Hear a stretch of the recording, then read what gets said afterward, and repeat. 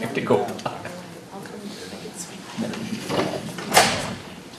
Good evening and welcome to the May 1st meeting of the Westborough Planning Board. I'd like to thank Spring for arriving and leaving tomorrow. So that's very short season, but it feels crazy to me that it's May. Yes. So we have a pretty lengthy agenda tonight. I'm going to try and stay short on every topic as best as we can. But one of the things I'd like to spend some serious time on is Debbie Schraddick, who is our long-time member of our Design Review Board, chairperson, 19 years, something like that? No, 12. Don't make her it feels like 19. Right. So is resigning, unfortunately, losing her valuable expertise. So those of you who are here to replace her, please sign the list on the way out. Yeah, step right up. I just want to turn it over to Jim Robbins to say a few things about Debbie and her service to the town, which we should all thank her for. Yeah. Deb, can you come forward? I put a chair here Oh, for you. fine. Since you're asking me, Jim. It's really my pleasure to give you something special here that we know that you like. So you can look at it an hour later, but what I want to say publicly is that I've worked and had the pleasure to know Debbie for 12 years, and actually longer than that. And we've worked on 50, 60, 70 projects. Easily. Who knows? Many. Some of them very lengthy. Some of them very lengthy, Yeah. some of them fun, some of them with sideways looks. I mean, some of the great projects we've worked on, Bay State Commons, 25 West Main Street, the Christina's Cafe, Westborough House of Pizza. Now we're going to have a new Cumberland Farms gas station, which will not look anything like their regular gas stations. I think you'd be very pleased at that when they finally break ground at the Tufts Machine property. All the way down to little projects on East Main Street. Dr. Cohn's office at the corner of Lyman and East Main Street looks like a residential building. It's a professional office. Debbie was instrumental in all of those projects. And the residents of town really owe her a debt of gratitude for all those 8:30 meetings that are supposed to be over in an hour and never get over an hour. And we're having our first meeting without you tomorrow morning. We're going to be in trouble. We're going to be rudderless. So, Debbie, thank you so much for all the years of service. Thank you, Jim. I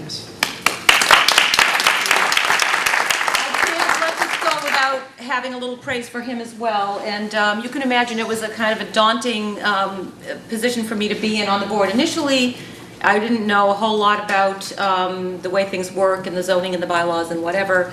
Jim has been my guide. He's been a fabulous resource, and I was hoping to retire at the same time he did because I wouldn't do it without him.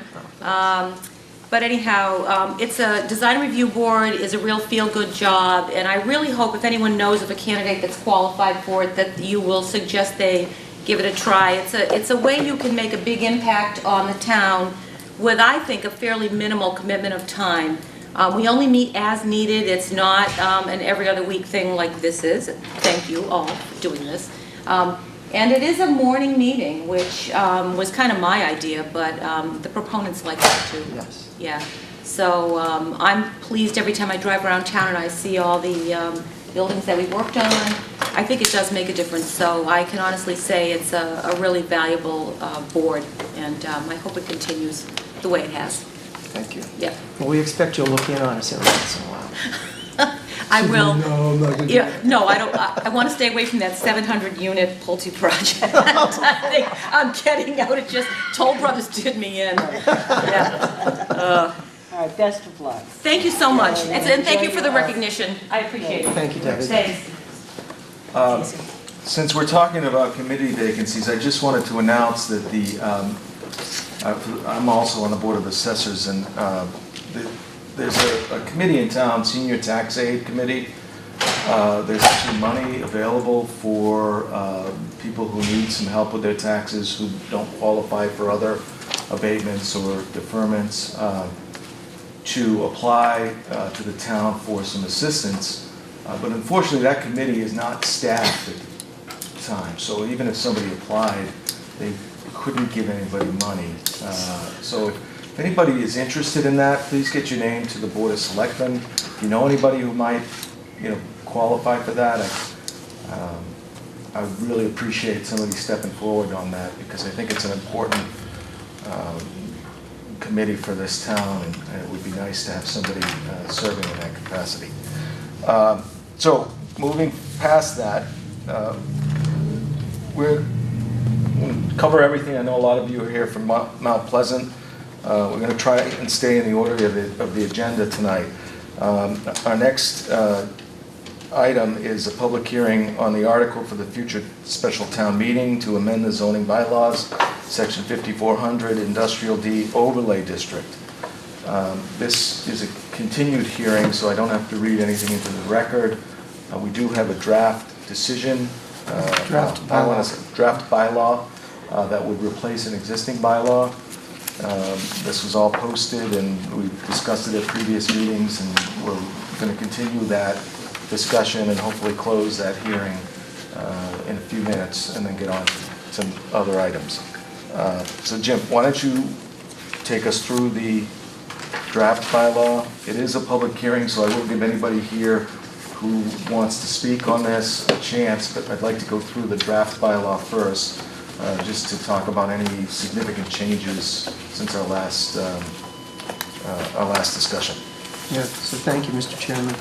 So the bylaw that you have in front of you that has been posted in the newspaper, at the town hall, on the website, and at the planning board office as required by law is the bylaw that you have in front of you, with the exception of section 5440, which we amended as a result of comments that we received from Attorney Bob Buckley, and Bob is here this evening. Thank you, Bob.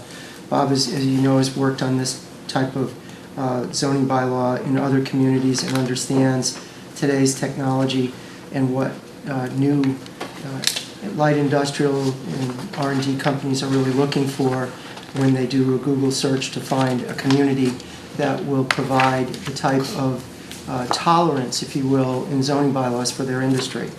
So again, I turn your attention to section 5440, which has to do with permitted uses. And currently, section 5440 does not have any specific uses that are allowed by right. Most everything in the industrial D right now is allowed by right, with the exception of projects that are proposed greater than 4 stories. So to go from 4 to 6 stories, or to reduce the open space from 60% requirement to 40% requirement, you're required to receive a special permit. The amendment to that zoning that we're proposing would remove the special permit requirement and allow those uses, the same uses by right, with an increased height to 6 stories and 95 feet. Now, the stories and the height is not different. That's already in place. The difference is by right versus special permit.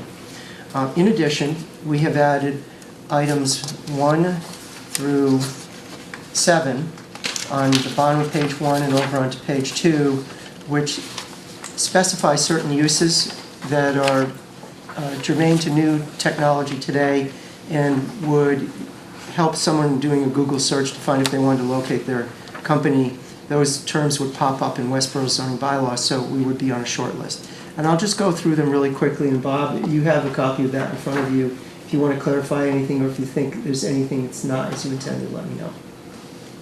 So the first one is simply research and development, including research laboratories, including manufacturing associated with research and development facilities. That's pretty generic.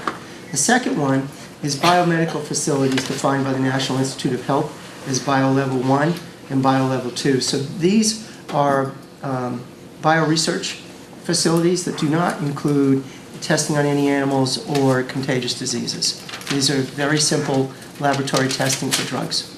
And actually, if you want to comment on that, you know, because you worked with those bio-levels before. It's fine.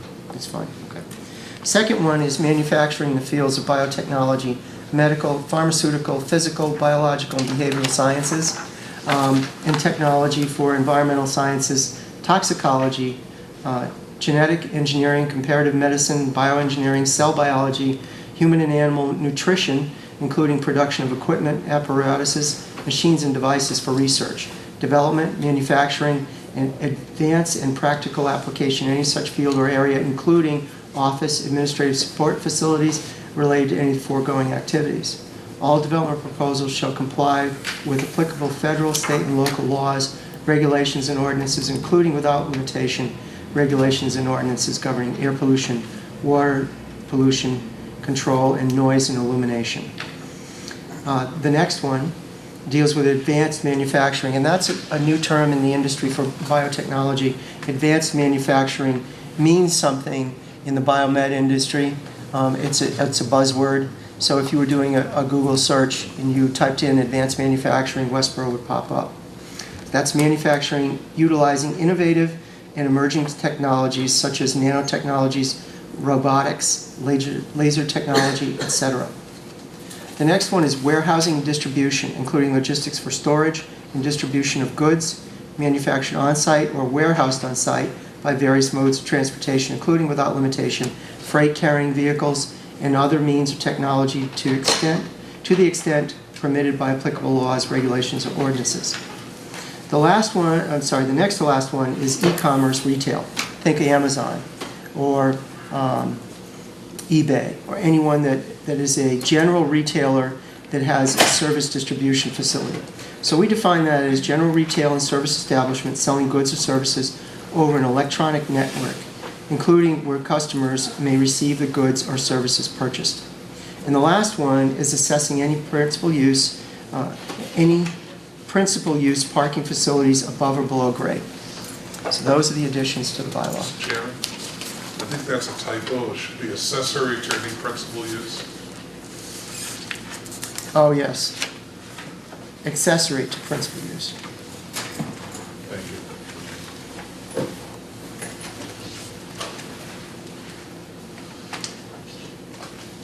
Doesn't make sense otherwise. Thanks, Bob.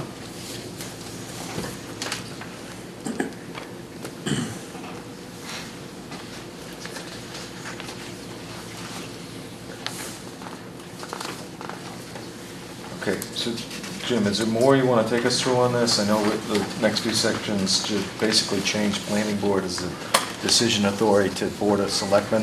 Yes, so as part of the site plan review process. sure. So with regard to the permitting authority, prior, the industrial B district required a permit, special permit from the planning board, which requires public hearings, etc. We're proposing to streamline the process that they only be required to do site plan review, that the uses in that district be allowed by right. The site plan review is currently administered by the Board of Selectmen. So the planning board would be advisory and comment to the Board of Selectmen the same way they do with other site plan reviews currently. Okay. Anything else? I think that's it. Okay. Any questions from the board? Any changes that you see? Anything from the public on this? Is there, I'm sorry, could you just give your name and address before? Alan Edinburgh 8 Nash, Al, go ahead. is the current ordinance or modified ordinance mention data center use? I believe it's an allowed use under section 2300. Can we look into that just to be, Fred, do you know? Fred is our building commissioner. To be honest with You're asking, does I it know specify there's center? data centers up at Computer Drive and, Mark, I saw Mark Thoreau here. You have a data center up there, don't you? Yes, 4400 Computer Drive. Yeah, It used to be EMC's main data center. But how old is that? That's not, Oh, it's been there, is it predate zoning? it's been there at least 25 years. All right, so, yeah, I don't know the answer to that, Alan, I think. it has more to do with the search terms. Yeah, I think But, if we, another good example that's more recent would be the State Street Bank data center that used to be Bank of New England on Freiburg Parkway. so Alan, let me just cut that short, only because I don't know that we can expand a use. That might be another zoning change that wasn't posted. So we only posted this to, I don't know, maybe we'd have to get counsel to advise us, but to me, Just curious. we haven't posted to change any uses allowed in the ID. We're only changing, all of these uses are not explicitly allowed in the 2300, but they are open to interpretation. The only reason we put in these examples was so that somebody Googling zoning in Westborough would,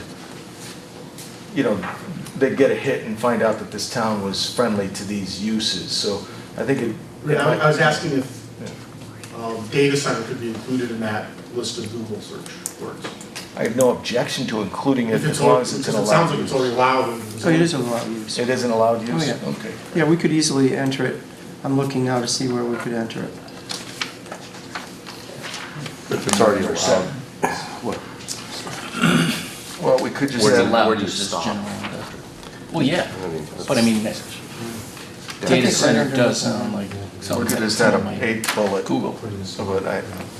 How about under e-commerce retail? No, that's probably not. I think data under centers. number one, actually, research and development facilities, you could say include, it says including research laboratories. You could say research laboratories, comma, data centers. I'm not sure data centers are under research and development. It might just be a separate bullet.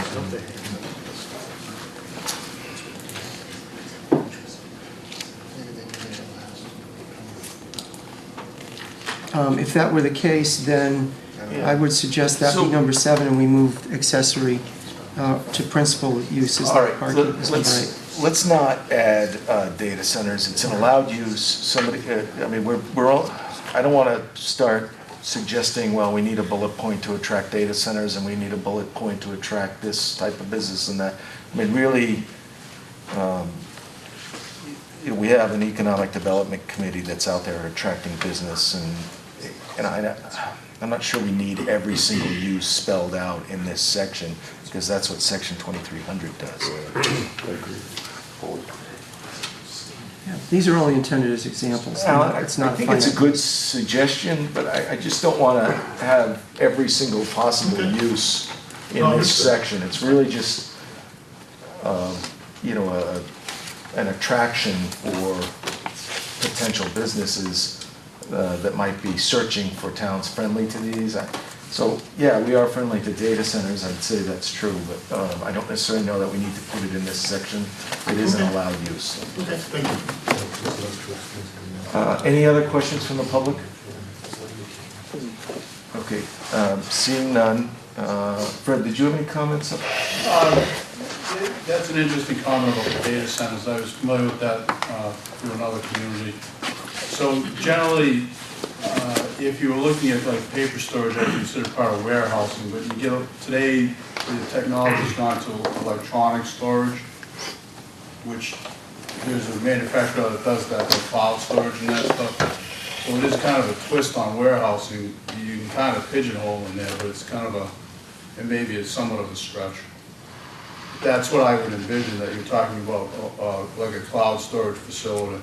Right, right. Okay. So I think probably let's leave it out for now and maybe the zoning subcommittee can look at whether we need to revise something related to data centers. Okay, all right. Nothing further. Nothing else? If anybody wants to motion to close the public hearing? I motion to close the public hearing on the article for a future, well, it's to amend the zoning bylaws, 5400, for the future town, special town meeting. Second. Okay, any discussion? Seeing none. All those in favor? It's 4-0. All right, so Jim, we're ready to vote on this, give our recommendation. That's fine. Okay. Does anybody want to make a motion as to whether we should recommend this to the approval of this to the town? I move that we recommend to town meeting approval of the amendment to the zoning bylaws, section 5400, industrial D, ID overlay district, as written.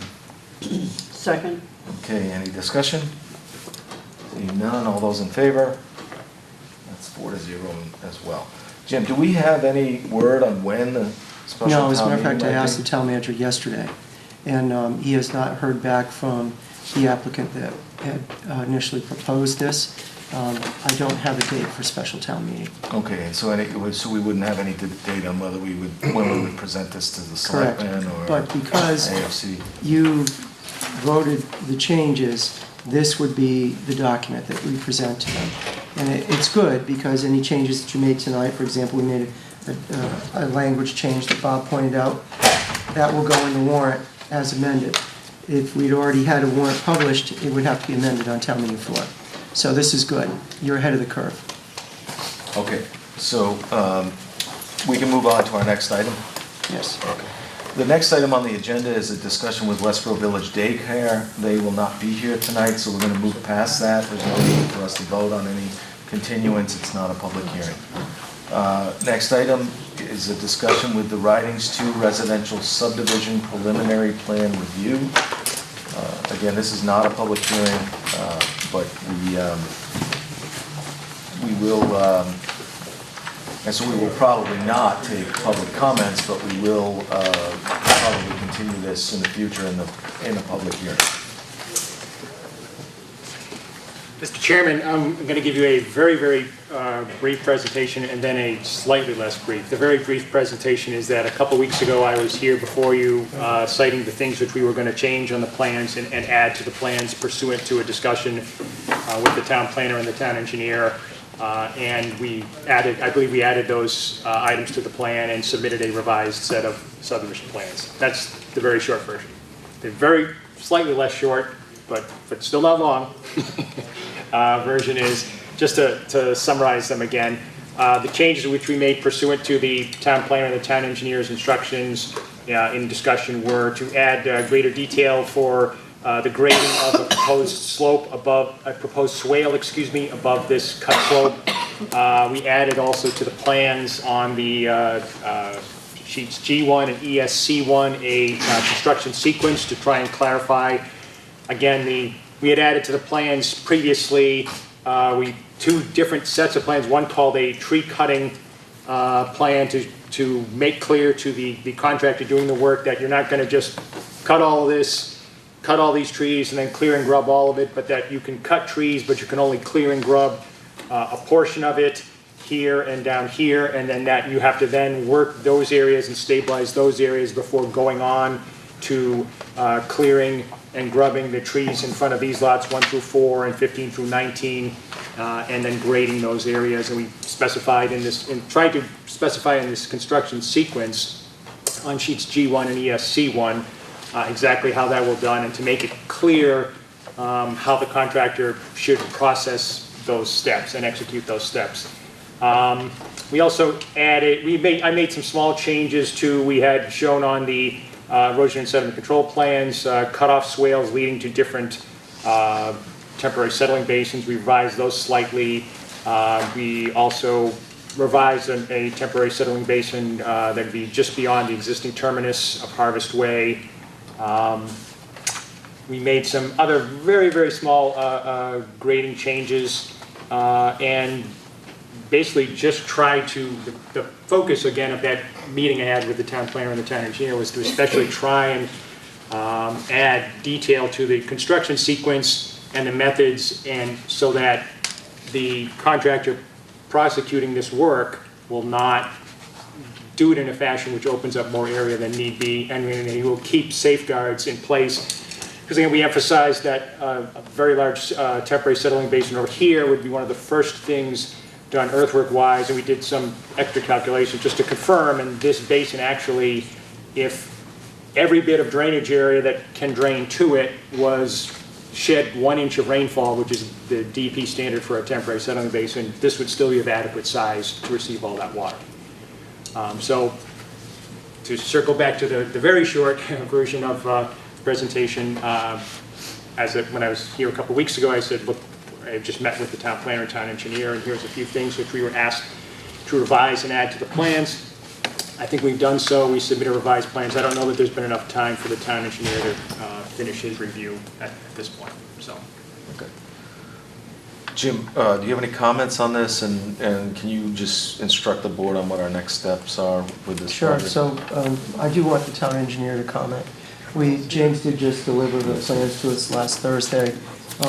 He has responded to our concerns, both from the board in our discussions, but more importantly from the town engineer as far as grading to the rear of the lots that are upslope as well as downslope, creating easements for each lot that abuts that grading and drainage area, maintain those slopes and to maintain the drainage so that the town or a homeowners association isn't left to do that maintenance, because the homes that directly abut that grading need that drainage. They're the ones who are going to be most interested in maintaining that. So that's the plan there. Now, as far as the drainage is concerned, James talked about that.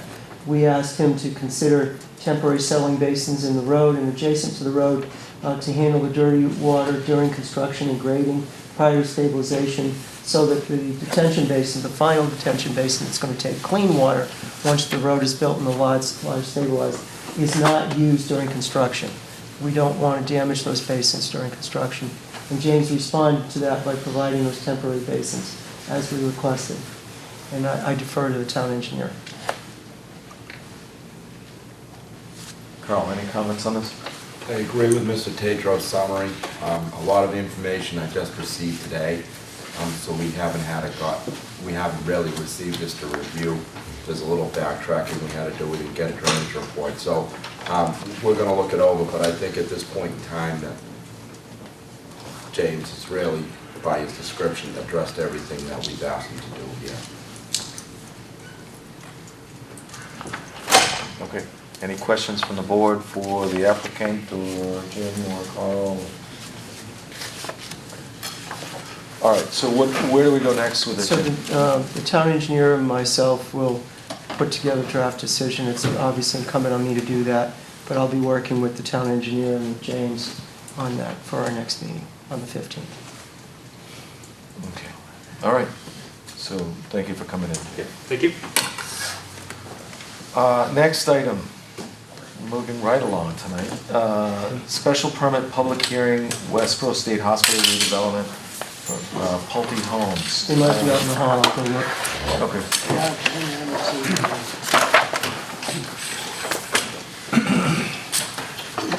So bear with us, everyone. This one will take a little bit longer, I think.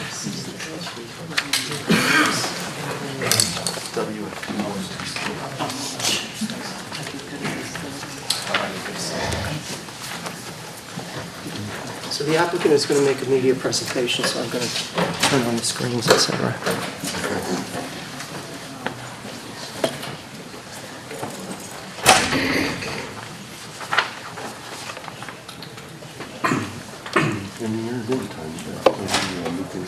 Yeah, why don't we, do we have some minutes we can get approved? Yeah. So should I take that? Yeah, please go.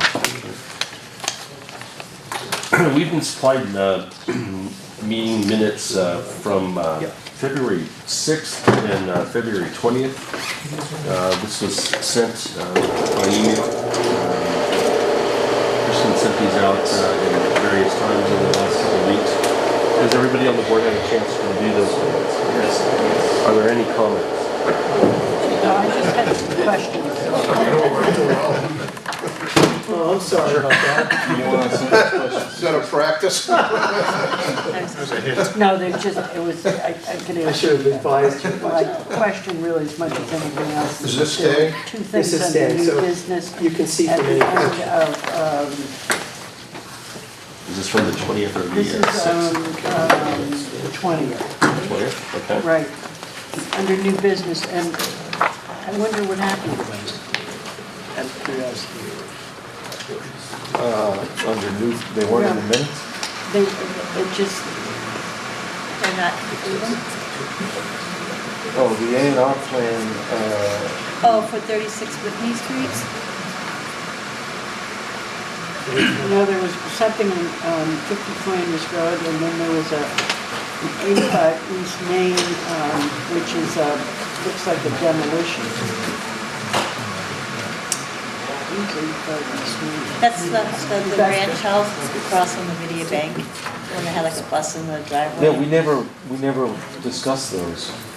that I recall. I know, that's what as I said, They were brought up, I mean, I can remove it. no, there were two items there that I just don't remember us Oh, yeah, ever. when Jim had told us that there would be a couple of things coming in the future, that we didn't have any discussion. Oh, okay, was that, yeah. 'cause Yeah, we it have said- not talked about 85 East Main. They haven't Jim was seen just an application. updating us on some things that are on the Right, so it's horizon. not really new business, it was just a Future business. information. Yeah. Right, so that's what confused me, is it really wasn't, so I'd just like to see that changed to Upcoming projects instead of new business. Yeah. Yeah, that's a good point. Okay. One of my concerns being, obviously, if someone's trying to demolish a building, and they need to come to the building commission, if it was built before You 1950. might call it projects on the I've horizon. never heard of that. Okay, so it's just unclear when I read that. Chris, will you amend that? Yep. On the for the 20th, thank you.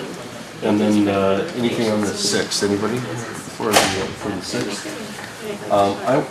I'm going to go ahead and move to approve these upon the change to the business, and then what I will do is I'll come in this week and sign these after you're done. So I will go ahead and move to approve the minutes for the Westborough Planning Board from February 6th and 20th. All those in favor? That's 4-0. And I could probably come in Thursday afternoon. Right, I'll have it ready tomorrow, I'll just change that up and then I they'll be can't there, come in so. until Thursday. That's okay, they'll be ready whenever you come in. Very good. Yeah, sure. You could sign the 6th. Well, yeah, I'm going in, but I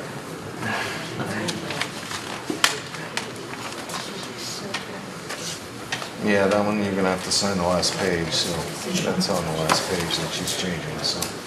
Okay, so, who is here for Pulte Homes? If you could just say your name and. Certainly. For the record, my name is John Cusick. I'm a professional engineer with Bowler Engineering, principal. Matt Merva as well with Bowler Engineering. Representative with Pulte will be here shortly, but we can run through the presentation. Okay. So the property, if everybody is familiar with the site, it's highlighted up in yellow on the screen. It's the former Westborough State Hospital campus. Just to take a quick step back by way of some project history, the state divested themselves of the property through the DCAM process. It was purchased by the town in November of 2014. The town subsequently put an RFP out for private development of approximately 37 acres of that site. The applicant worked very closely with the town and was lucky enough to be the ultimate winner of that process, and they were chosen late 2016. Since that time, Pulte's been working very diligently, conducting due diligence on the property, as well as meeting with various members of the town staff, through planning, DPW, engineering, fire, conservation commission agent, representatives from DCAM, to ensure that the project, as presented to you all tonight, is a very well thought out project and kind of goes in with some input ahead of time. So based on that, we thought it was a very, very beneficial process. Meeting with the staff, they were quite helpful, and I think the plan that we're going to be presenting to you, we're very, very excited about it. We think it's a very well thought out plan, and looking forward to presenting it. Ultimately, what we'll be looking for from the board would be a special permit.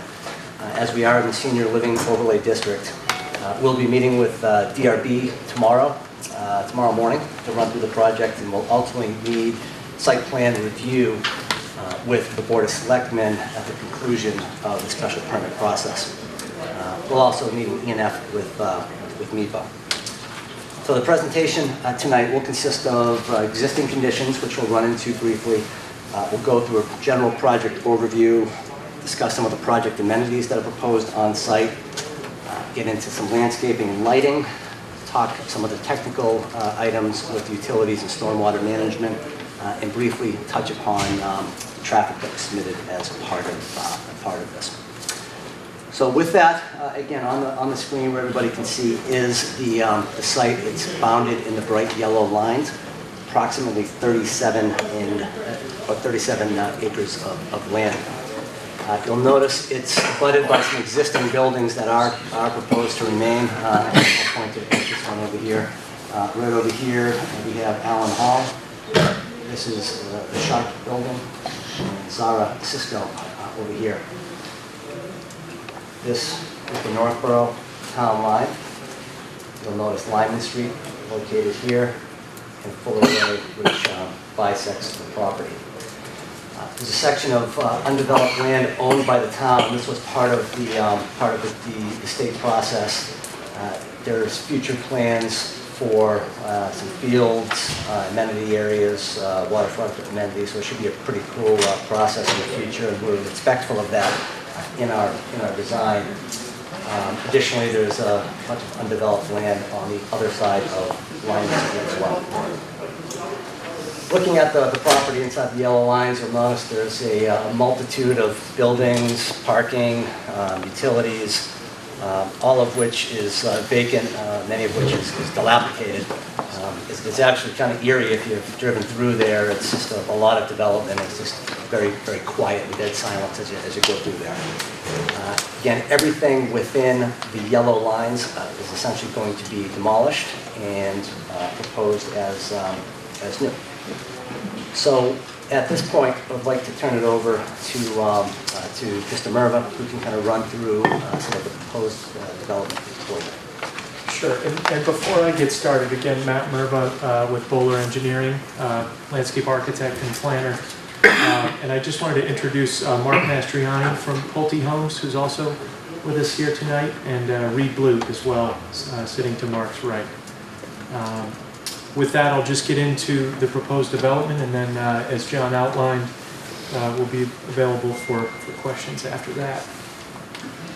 So the site, as proposed, is going to consist of 700 units of age-restricted senior housing. So just to quickly define what that term means, age-restricted senior housing units.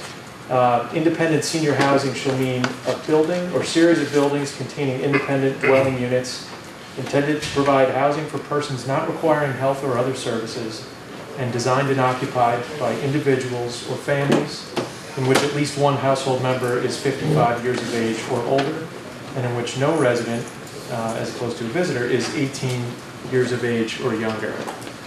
So that's kind of the demographic that will be living in this community, and we'd like to kind of walk through the proposed layout for this new village on this slide here. So the last slide was the existing conditions. As John mentioned, the intent is to remove all of the proposed buildings within that 36-acre area, and we're proposing 14 multi-story garden-style buildings of 50 units each. Each building will have parking underneath the footprint with an access drive underneath, and then additional surface spaces outside the building, but each resident at least gets one covered space within the garage units. Just to briefly touch on architecture, and we won't get too far into it tonight, but we are with the DRB tomorrow morning, and we'll get into this in greater detail. We have Dave Griffiths with us, who's the project architect. But just generally speaking, just wanted to give you a quick overview of what these buildings look like, so you have a sense as we're walking around the site what you would be looking at. So this is one of our 50-unit garden-style buildings. It's a 4-story structure. It's got a mix of 1- and 2-bedroom units in it. And the facade treatments are in a style consistent with New England architecture. So we have a stone base at the bottom, siding with AZAC white trim, bay windows that protrude from the front elevations, recessed balconies, and again, it's 50 units in each of these buildings, with main entries at grade level, and then parking underneath the footprint here. So in a lot of cases, you cannot see the parking garage except at the entry and on the back sides of some of the units. Just jumping back to the the plan.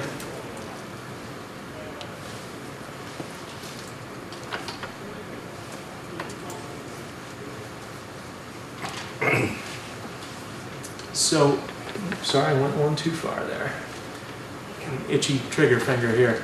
So our main entrance is off Lyman Street here, as you can see, and that brings you into and past the clubhouse facility, and then around a network of driveways that loop throughout the site with additional site surface parking throughout. So is Matt, that- I'm sorry to interrupt Yes, your sir. presentation. By any chance, do you have another pointer that your colleague can use I on that believe screen? we brought double pointers tonight, Yep, so I John. can follow along on the side. Yeah, can you reorient us to Yeah, the you site? know, and I can stand over here too. Okay. Great. Tag teaming. So, as I mentioned, each of these buildings has 50 spaces, so a total of 700 structured parking spaces below grade, and then an additional 577 surface spaces throughout the site for a total of 1,277 spaces. That gives us a parking ratio of about 1.8 per development unit. As John mentioned at the beginning of the discussion, this has been an iterative process. The plan you're seeing here tonight is not the first plan out of the box that we came up with. We went through probably 5 or 6 rolls of trace paper, some meetings with Jim Robbins and town staff to arrive at a plan that we're all pretty happy with in terms of accessibility, in terms of a functional layout that's going to be aesthetically pleasing. You know, we've had a lot of great input from Mr. Robbins in terms of you know, adding treed islands into the parking areas and creating a great flow through the property. The addition of a trail network and some connections that were sought after. I'll walk through that in more detail. Just wanted to sort of set the stage that we've really put a lot of thought into the plan you see before you, and have had a lot of great input along the way. As currently proposed, we plan to have each building have 5 affordable units for a total of 70 affordable units throughout the project, which would be 10% of the total. Based on the size of the lot and the topography of the site, the majority of the units are set on top of the hillside here. So if you're familiar with the site, from up here you get some great views of Chauncey Lake and the surrounding state lands and wooded areas that you'd have great sweeping vistas from the top of this property. In terms of residential amenities, John mentioned, this is a Del Webb community, which is a Pulte brand that focuses on active lifestyle. So those types of communities typically have more in the way of residential amenities than a typical apartment community or condo community.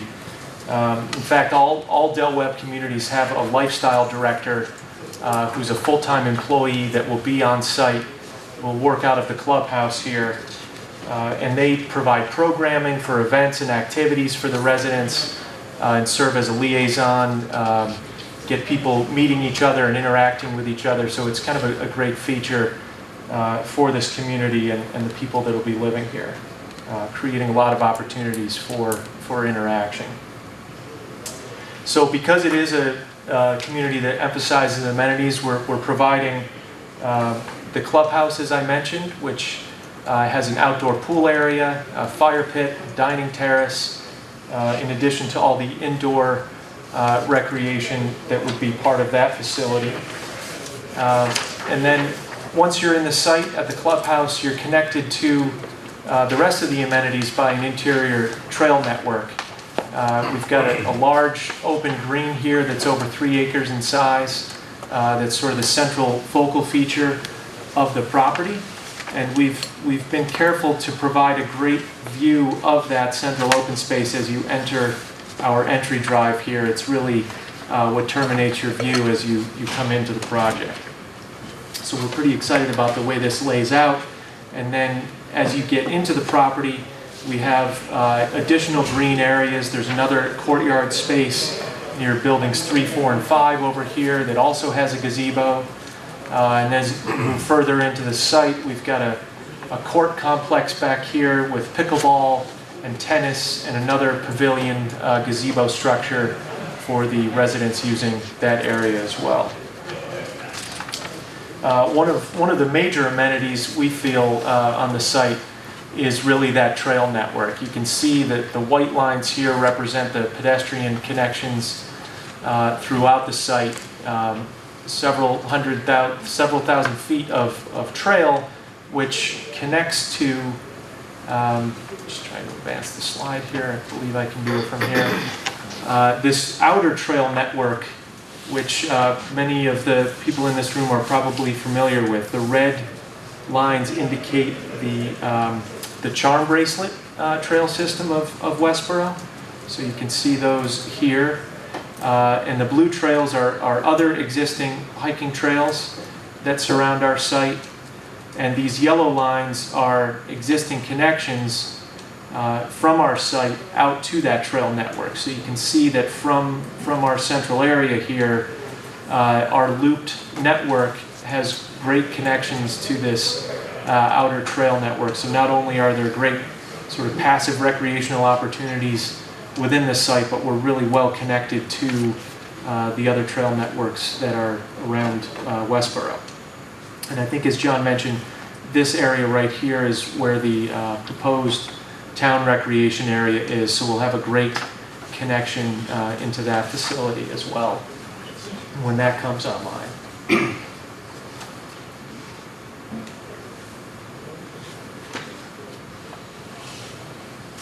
Just to walk through landscaping and screening a little bit, it really starts at the main entrance here at Lyman Street. I believe I mentioned we have a secondary entrance at Fuller Way. We've shortened the name of that road just so that it fits on our plan here, but we do have two means of access into the site, but the main entry really is on Lyman Street, where we'll have a stone wall entry feature. Our full site plan package has enlargements of all of these areas, but this gives you a good overview of kind of the entry sequence. So as you arrive, you're greeted by this kind of smaller residential scale building in our clubhouse, which will be a place for visitors to park and guests to visit, and also for potential owners to stop by and speak with the staff here. But then that tree-lined entry drive continues up into the main loop road, and as I mentioned, great view of the central green here. And then on into the neighborhood of residential buildings, which have been pretty carefully situated to take advantage of views to the lake and to the surrounding areas.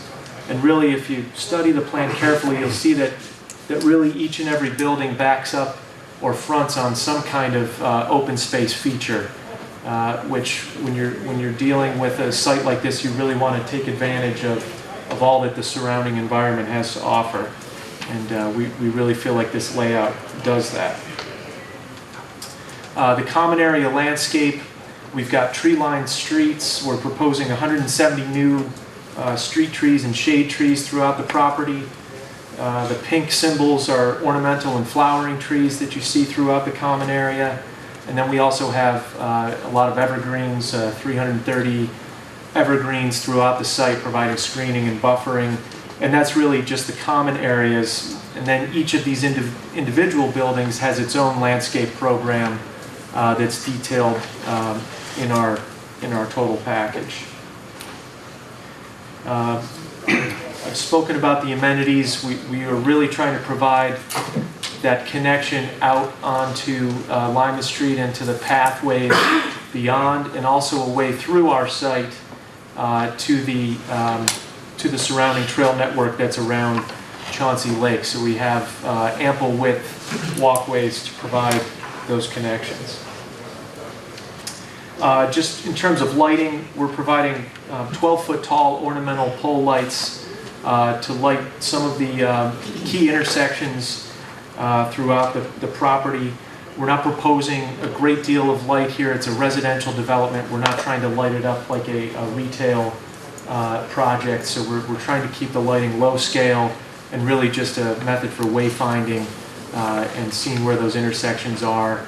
And then we have more low-level bollard lighting in front of each of the buildings. Each building has, I believe, 4 low, 42-inch tall bollard lights. We've provided a photometric plan to the town in our package for their review.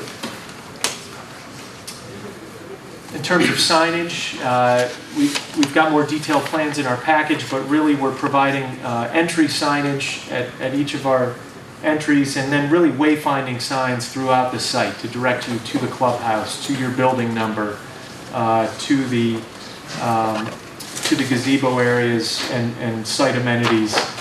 And then we also intend to have temporary signage in the form of marketing and sales signs that would direct people to the right place while we're under construction and getting things underway here.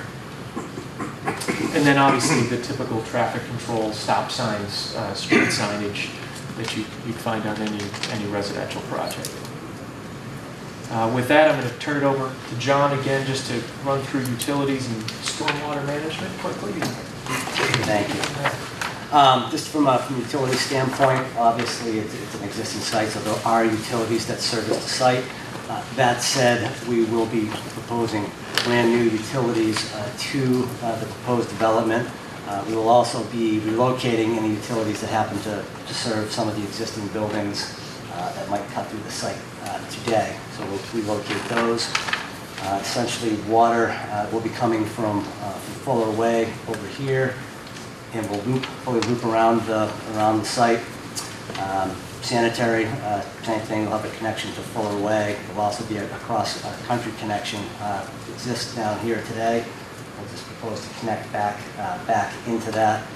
And typical electric, telecom, cable will all be brand new. Stormwater management.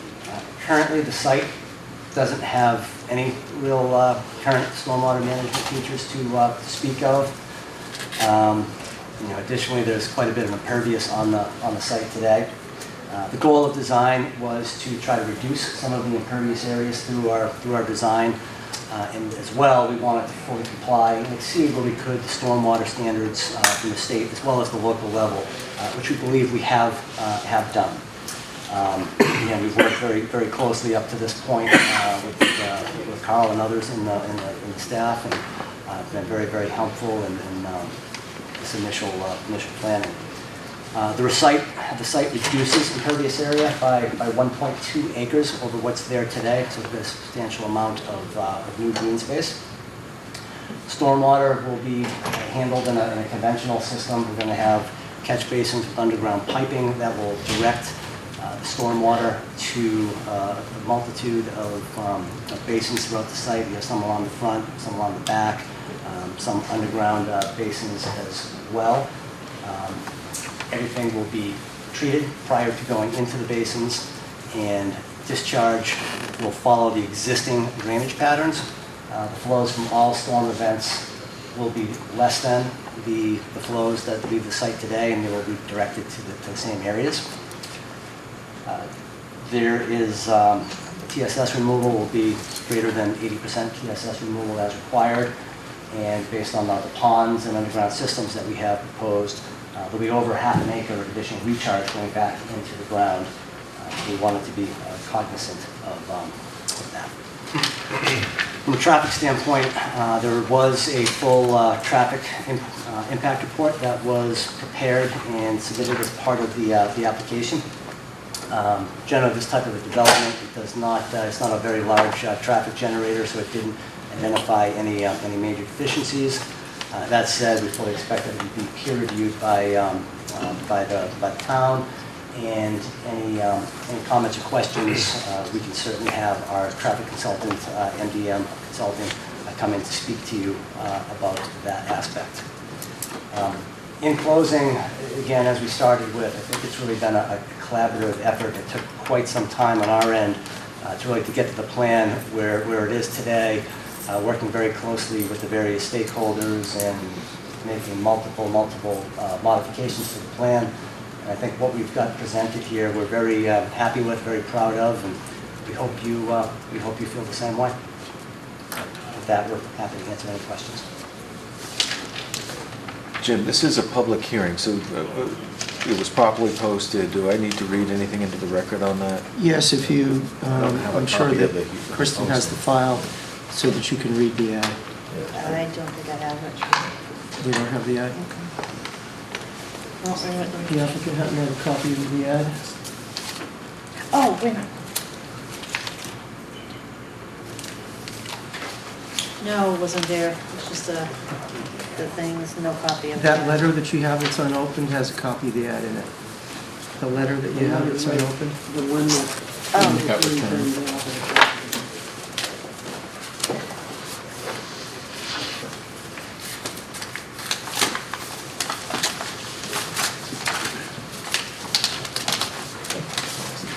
There you go, that's it. Excuse me. Green cards have been checked. Okay, so this was in, I believe, the April 13th. Does that sound right? Should be at the bottom. It's not.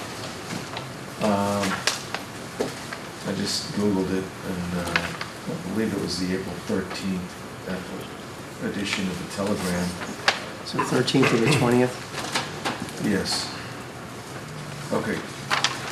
So pursuant to the rules and regulations relative to special permits in section 1330, 2300, 2600, and 5300 of the zoning bylaws of the town of Westborough and Mass General Law, chapter 48, section 9, the Westborough Planning Board will hold a public hearing on Tuesday, May 1st, 2018 at 7 o'clock p.m.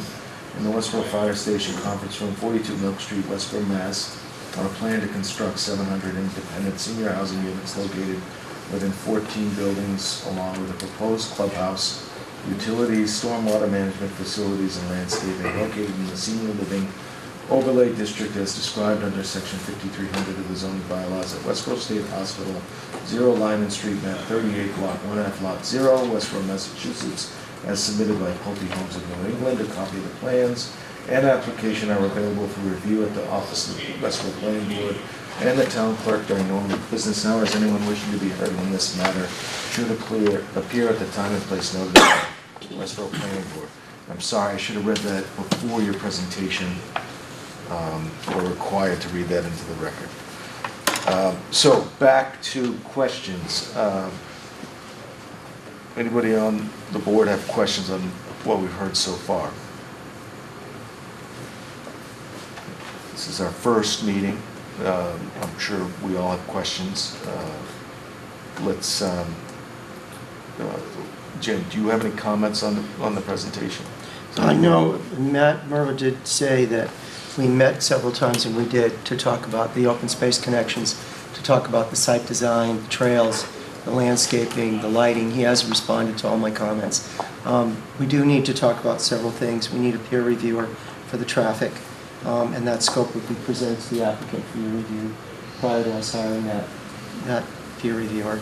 Also, as you know, we had talked earlier in the informal sessions in front of the board about discussing how to make up the additional 10% affordable housing. We had several creative ways. We'll pursue that further with Pulte.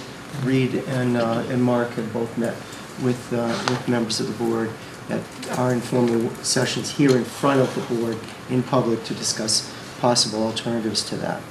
Yeah. So just to interrupt on that, for the public, the zoning requires 20% affordable housing. The applicant is going to be asking for a waiver of the 20%. In exchange for the waiver, the zoning requires alternative affordable housing contributions, and the applicant will have to present what those contributions are, and that'll have to be approved. That waiver would have to be approved by the planning board. Go ahead, Jim, I'm sorry. So I have a question for the applicants. Are there any other waivers that you require for the site development? I do not believe so. Go ahead, Tim. Sorry, I'm just wondering, Lyman Street, is that a state road or is that one of our town roads? town. It's the town road, okay. Okay. So I had a few questions, and I'll probably have more as we go, but regarding the trail connection, could you bring that up? Sure. Again? The site's kind of a funny shape. There's a little long tail on it that heads down to Forbes. Down on the bottom left, I don't have the pointer, but right, it goes behind the Allen Building, which is going to remain state-owned. In the future, that is going to be, the state tells us that they'll be abandoning that as well, and the town will have an opportunity to acquire that. And when that happens, I would like to see, a trail connection. It almost looks like it's in place. There's I think a fire access road back there or something, but it doesn't look like you've actually connected that to the rest of your trail network and the public. I'm just wondering if there's a reason for that, or if we could set aside access and maybe not even build it now, but at least put an easement in place, or so that we could, if the town does get a hold of the Allen Building, that we could use that as our, access to the trails, because it is an existing, I guess, it's almost like a trail the way it is now. It's like, I think it's a fire road. It is. Yeah, so it would seem like that would save the town from having to build a new trail connection on the Allen site. Yeah, we could certainly take a look at how to connect to that. But you're right, there is a paved way that goes up there now that would simplify things. Yeah, and I'm not even necessarily suggesting that you build it now or connect it now, but just put in, language in the permit so that we can connect it should we get a hold of the Allen Building, which is, I think, our long-term goal. Water and sewer is going to be town of Westborough? Okay, so I thought MWRA had water up there. They do. So we'll be taking... Carl Ball, the town engineer. MWRA water serves the whole campus, has for probably over 100 years. But the state is pushing, they approached us and they want to get off of that system. There's a lot of antiquated infrastructure, they're having issues of their own. So they've actually, DCAM is, I could probably it's blanking.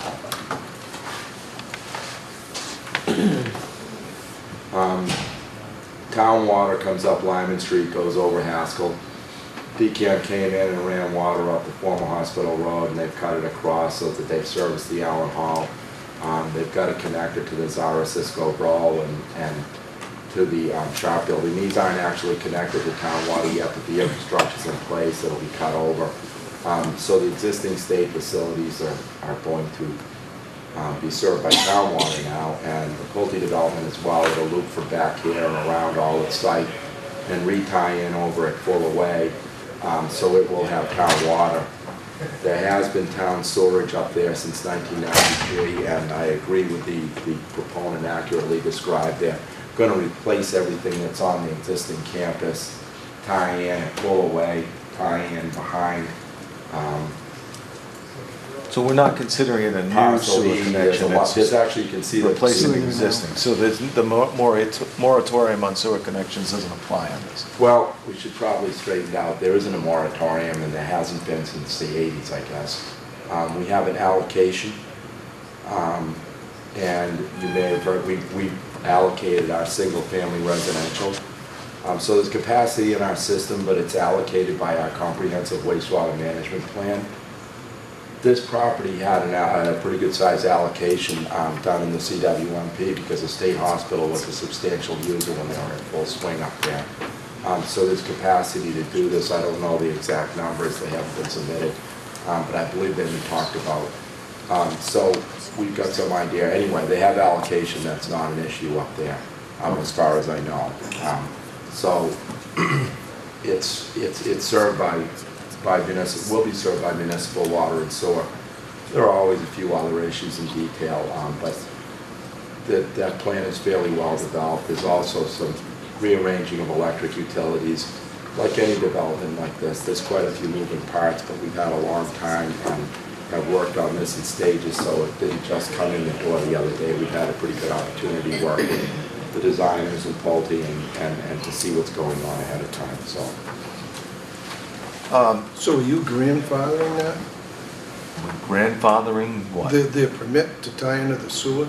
Well, they already had an allocation, so it's not a new connection, it's replacing. Existing connection, new one. Replacing what was allocated for the state hospital.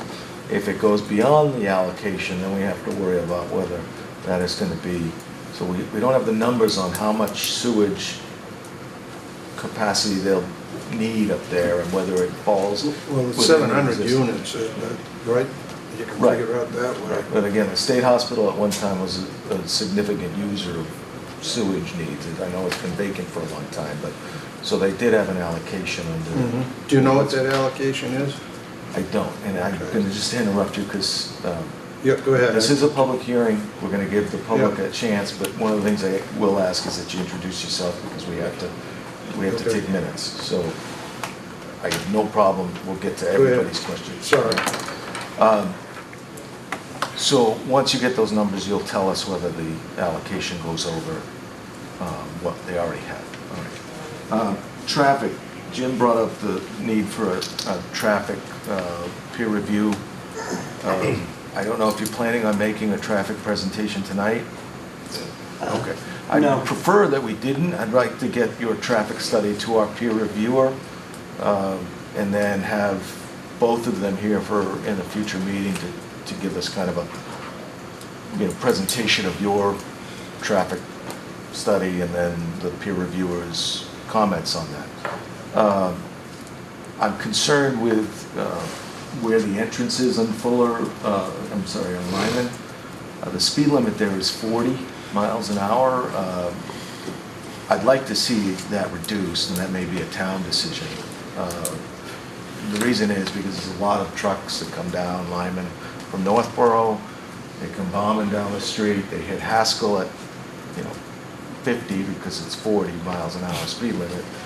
And then, the entrance, the old Hospital Road, Fuller Way entrance is right after that.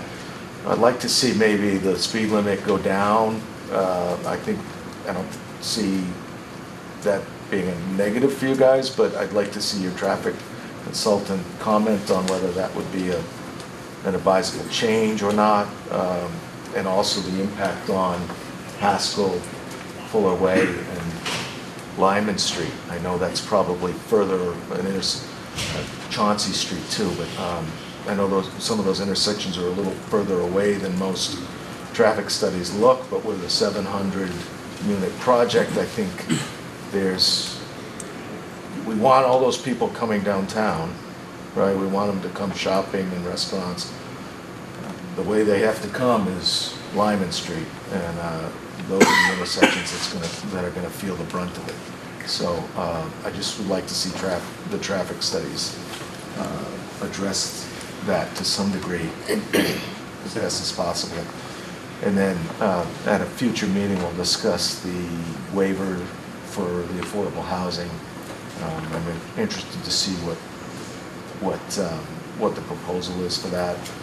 I didn't hear, I know there was some discussion of sidewalks and putting sidewalks down Lyman.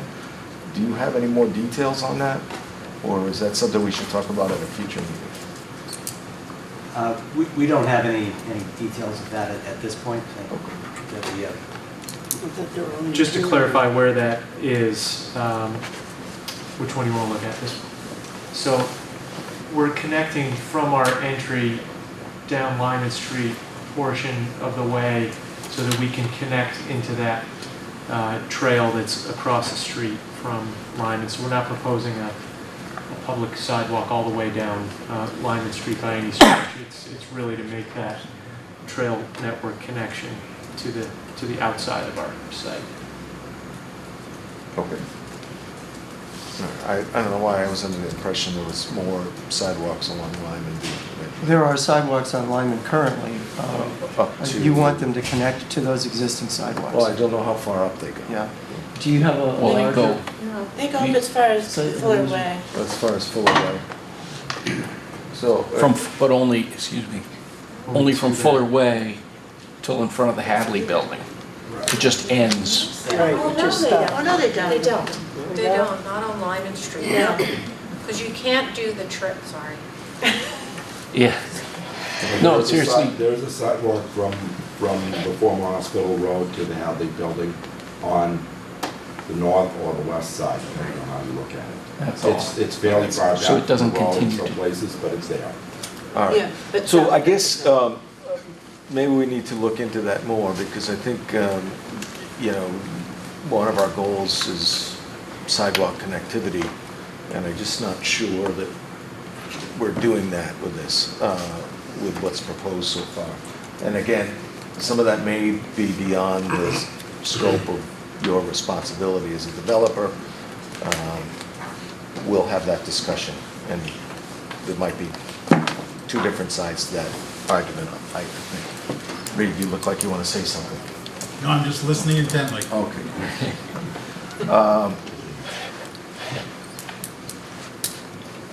I think those are the few things that I had. Jim, do you have any comments? Not in addition to that, I already gave my comments. Okay. I'll have more as we review. Can I just the site. have a point of information? Quite frankly, I was surprised to see that Hospital Road has become Fuller Way. When and how did that happen? It's about a year ago now. Three Did names it? to it. Solomon Carter Fuller. Solomon Carter Fuller. That's an abbreviated name. And The street sign's already up, Hazel, if you want to go see it. I drive up all the time, never Hazel, you're on the noticed it. Historic I know it. Commission. You as a notable Westborough figure, I expect you to know these. Apparently, he was a doctor that worked at the State Hospital for some time. I don't know his history any He's better. an African-American doctor who did Alzheimer's research. Okay. Oh, okay. All right, so next steps, Jim, we're going to continue the hearing to the 15th? 15th, yes. Okay, we do have 2 letters back from town boards. Yes. Actually, I have we're them not right going to here. continue it yet, but, So Department of Health. we have a letter from the fire department dated 4/27, and that's from Deputy Jason Fursky. And we have a letter from the Director of Public Health, Stephen Bakari, dated April 24th. okay, and the applicants got both of these? Yes. Okay, so we'll expect you to respond to those and any future, town department comments. Yep, yeah, we'll see what comes in and do a comprehensive response to it. So, before we continue this, does anybody in the public have any comments, questions about this? Raise your hand and please, when I acknowledge you, please state your name and address. Janet Anderson, 7 Chauncey Street.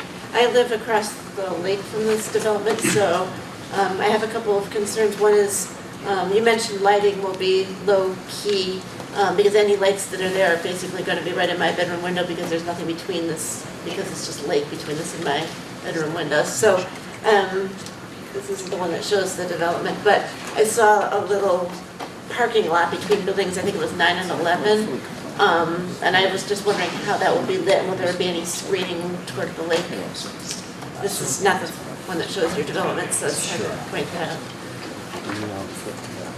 I know there is a requirement that all lighting be downward pointing. I don't Okay. think there's going to be a lot of projection, but let's hear I what mean, they have to I'm say. sure that you've already thought of that since these people will also have bedroom windows. And you said they were 12-foot high poles? Is that- 12 foot is very low, that's what your streetlights are in Bay State Commons. Okay. That is correct. All right, so it's probably not as bad as we have the prison already. Right. And then my other question is, where did you say the stormwater drains to? It drains to really where it's going today, and by that, the site is essentially, it's a plateau. You've got a little more than half that will drain to various connections within Lyman Street. You've got some that kind of comes off this way and some that comes back that way. Back that way, meaning into the lake? Ultimately, it will come back down and it goes downhill, get to the lake that way. So it's going to come around through this area over here. We diverted really water. We didn't want to put any new connections down through the proposed land over here where the new development's going in, so we don't have anything in that area. Essentially, we mimic the existing conditions. So the stuff that goes going down that slope is going to end up going into Little Chauncey? There's a pipe connection that essentially goes through Allen Hall in that area. It's essentially connecting to that existing connection and utilizing that. But they did say all the water was going to be treated, right? Absolutely. It's going to be treated and contained before it's released. Okay. Correct. Attenuated, treated. All right. then released. Because I've definitely seen an increase in algae in the lake since those soccer fields were built and those are going into the lake. Yeah, the development should be a net benefit to what's there from a drainage standpoint. Yeah, as you said, it's actually less impervious area than the previous development, if you add up all the roofs and parking and drive areas that were there before. I appreciate your consideration of that. That's a concern. Can I actually ask one more thing? It looks like a new road that's outside of your property on this map, southeast of your property. Is the town planning to construct that and that little parking lot for the lockup? Is that a new road that's going to be built there? That gray Between Fuller and the tennis courts? between the soccer fields and the development. When you first pull into Oh, that Fuller, goes to Allen on the Hall. left. No, the one that, yes, that one, the one you're just starting to walk down there. Is that a new road, or that's not the existing road, is it? It's Yes, that relocated one, existing the road. one you started down, but then you, Is that correct? yeah, that one, is that a new road? Yeah, there's going to be essentially relocation of a road that kind of comes through here, services this. So maybe that's where some of the utilities and access will continue. But that's outside your development, why is that on your?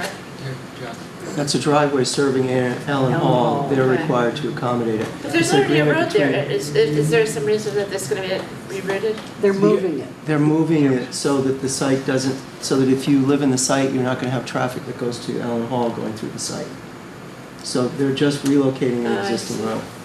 Okay. You know the site well. You know there's kind of an alley with trees that Yeah. runs up to the current existing parking lot where the administration building is. Right, That driveway serves Allen Hall.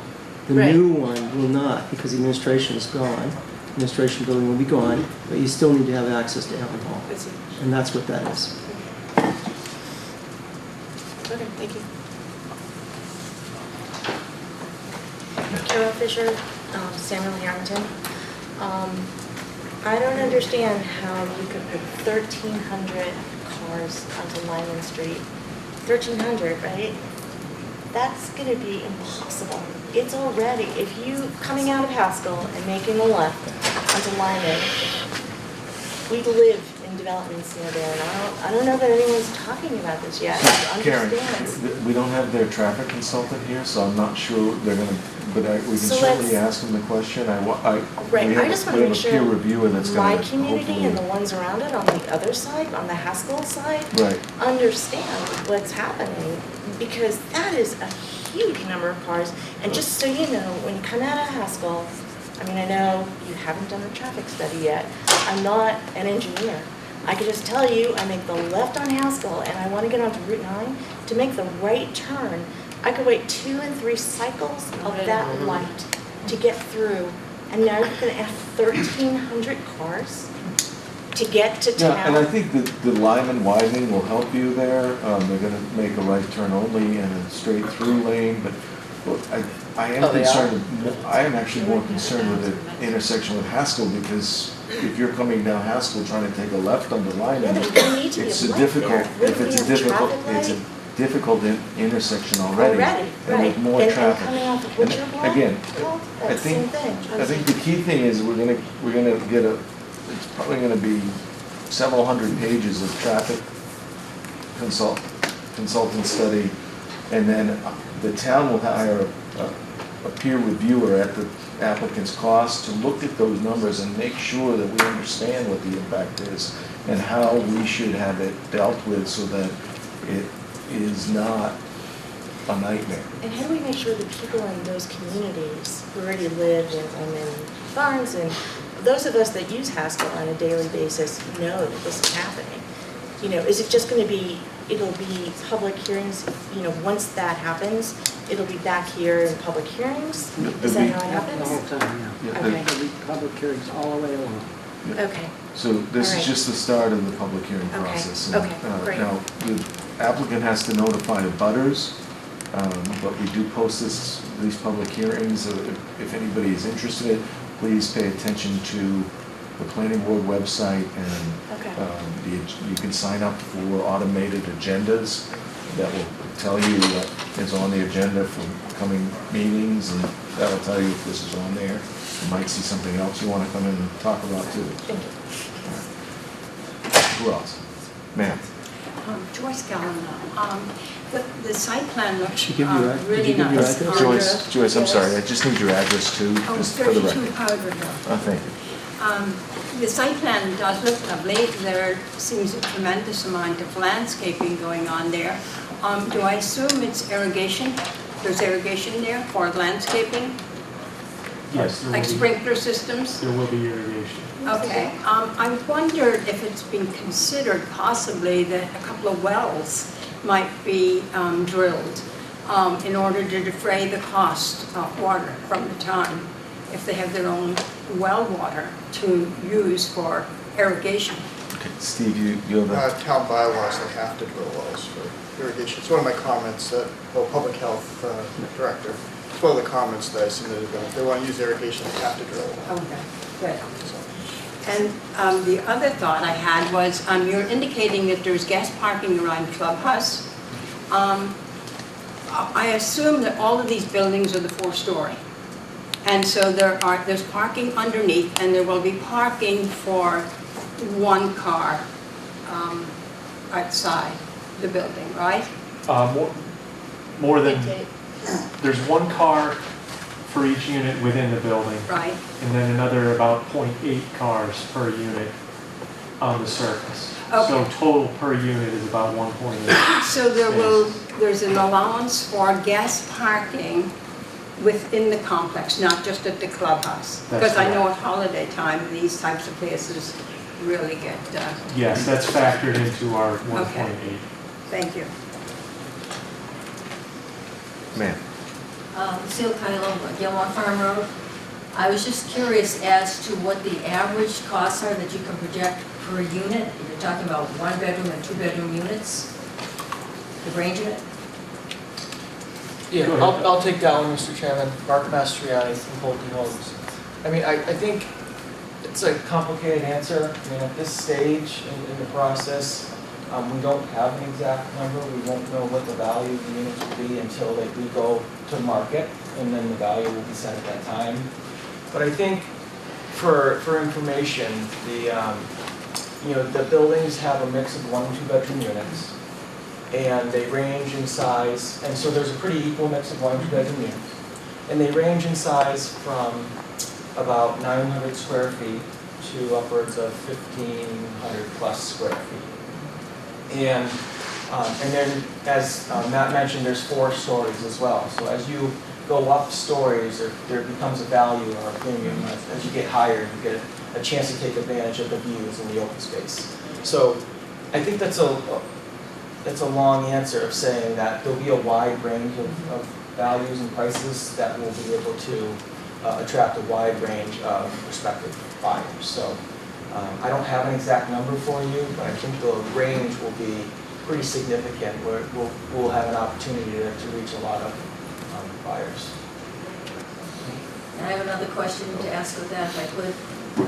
The fact that it is multi-level, you're going to have elevators or whatever. I'm assuming that each building would have a fair-sized generator, just in case we have outages, which we tend to have quite a few of, it seems to me, in town. So when I look at that, that was the first thing that came to my mind, quite honestly. Yeah, that's a great question. So this is a senior living community. So it is designed specifically for homeowners 55 years of age and older. So all of the units are single floor living. So you are correct, there is an elevator in every building, so that you go in the front entryway, and then you can take the elevator up to your floor, and then you can go into your home. And all of the homes are single floor living, so there's no stairs or anything to traverse. And as far as the emergency protocol, that we would comply with the building code of whatever is required in order to deal with power outages. Now, for utility, I'm assuming everything's underground to the site as far as electrical connections, so... Yeah, all of the electric will be underground. Yeah, so power outage on site, it would have to be an off-site power outage? Yes, well, That would be a reasonable assumption, yeah. Andy? Andrew Kenningsburg, 3 Smith Street. One comment, one question. Regarding the sidewalks, I recall something from town meeting from discussion with Jim Malloy about a sidewalk program, that he was thinking that sidewalks would go all the way from this development to Route 9, at least in connecting to that sidewalk network. So I think you guys need to close the loop with him about conceptually what was he thinking about. Was this something that you thought that Pulte was going to pay for, or was this the town was going to pay for? I think we need to close the loop on that, because I remember that discussion. He was talking about, increasing the network of sidewalks. My question is this going to be a phased build out, and if so, where are you going to start? It will be a phased build out, as same comment town engineer had, so we'll be preparing some plans to show that. Okay, so you don't know what buildings, what portion of the site you're going to be starting out on? We've got some thoughts on that. Once we submit it, we have a more detailed idea. I think they'll answer that question at a future meeting, Andy. Okay. But you will be taking down all the buildings first, are you not? Absolutely. Yeah, so they're leveling the site, and then they'll start the building project, building by building phase. But I think the important thing is that they're going to level the entire site first, get rid of all the demolition, get rid of all the materials that appeared with the demolition. Mm-hmm. Yep. Mr. Chairman? Mark? May I? Yep. Please, I just want to respond to Hazel, if I may. Our intention is definitely to remove all of the buildings from the site. They're definitely, we know the condition that they're in. They definitely need to be removed. However, there is, I think, approximately 45, various structures up there, about 600,000 square feet, and tons of mitigation that has to occur in accordance with all the regulations. And we're fully prepared to do all that. But it will take time. It'll take, it could take a year. It could take more than a year. And so our goal is to definitely do the demo, remove all of the buildings, but we definitely would want to be working on the development at the same time that we continue to do the demo and continue to finish the demo. We would want to be building a building and working on the site's infrastructure at the same time. So. All right, I that's sort of a just wanted to change make from sure what I I clarified originally- that yeah. for the record. Yeah, no, I think I had thought that the discussion was that you were going to do the demo and take down all the buildings, but the buildings were not really going to start to be constructed until you've taken down what was there. Yeah, So I don't know, I think we can work out the details of that, Right. but it would make sense to me that they would want to get units on the market fairly soon. I mean, if it's going to be a year to demolish all the buildings, they want to wait a year before they start even marketing anything. I think that makes sense to me. So we'll have to get some more Okay, I details just on would that like and more see. details on that. We can include that in the phasing plan that we owe the town Fine. engineer and the board, but it's definitely a year plus. Oh, I know, to that, do it. I'd heard that before, yeah. Thank you. Well, I don't think. Excuse me, Mr. Okay, Chairman, wait, there's a question. the question, When will demo start? when will it start? Yeah, so hopefully this summer. Obviously we have to complete the local permitting process. And So we're we have going an through that now, obligation, so. we have an obligation to make a decision on this permit within 180 days. I guess the clock started today? Is that when The clock started the day they submitted the Okay, application. so last week, right? About 3 weeks, 3 4 weeks weeks ago. So we'll, once we've made a decision, then they can go forward with demolition and the other terms of the permit. You've been patient. John Rich, 44 Flanders Road. Are you going to reclaim any of that demolition and reuse any of it? Well, we can, we'd like to. Like where? Like use the slate probably, and some of the granite and... Yeah, and some of the brick and kind Yeah. of crushed down for materials. Yeah. Yeah, the historical commission, we went up and looked at that property and had some discussions with the town of things that we would like to see saved, which included specifically the granite slabs and so forth. And we talked to, I don't know how far this got back to Poldy, but we talked about perhaps using some of the granite which is on the windows for benches. Which There's might plenty be of slate up there. appropriate. You could roof your function, whatever it is, place with that slate. It'd look pretty nice. It's a 200-year roof. So I think I think they've made it Whatever, clear that they use just a whatever they suggestion. can, and that would make sense that they not go out and buy new if they can repurpose. You never know. Mark, go ahead. Mark Snoidel, 35B Warren Street. I just have a few quick questions. Along with the demolition, I know from my own experience in town that there's things that you find in the dirt when you dig up, like mercury and all kinds of stuff. So, do you have a plan in place to go through and make sure that you get rid of all the hazardous material? It's not just from the buildings, but other things like lead pipes and other things that are maybe subsurface? He just talked about Yes, mitigations. absolutely. All hazardous, Mr. Chairman, all hazardous material that is at the property will be removed in accordance with all local, federal, state guidelines. It's very documented.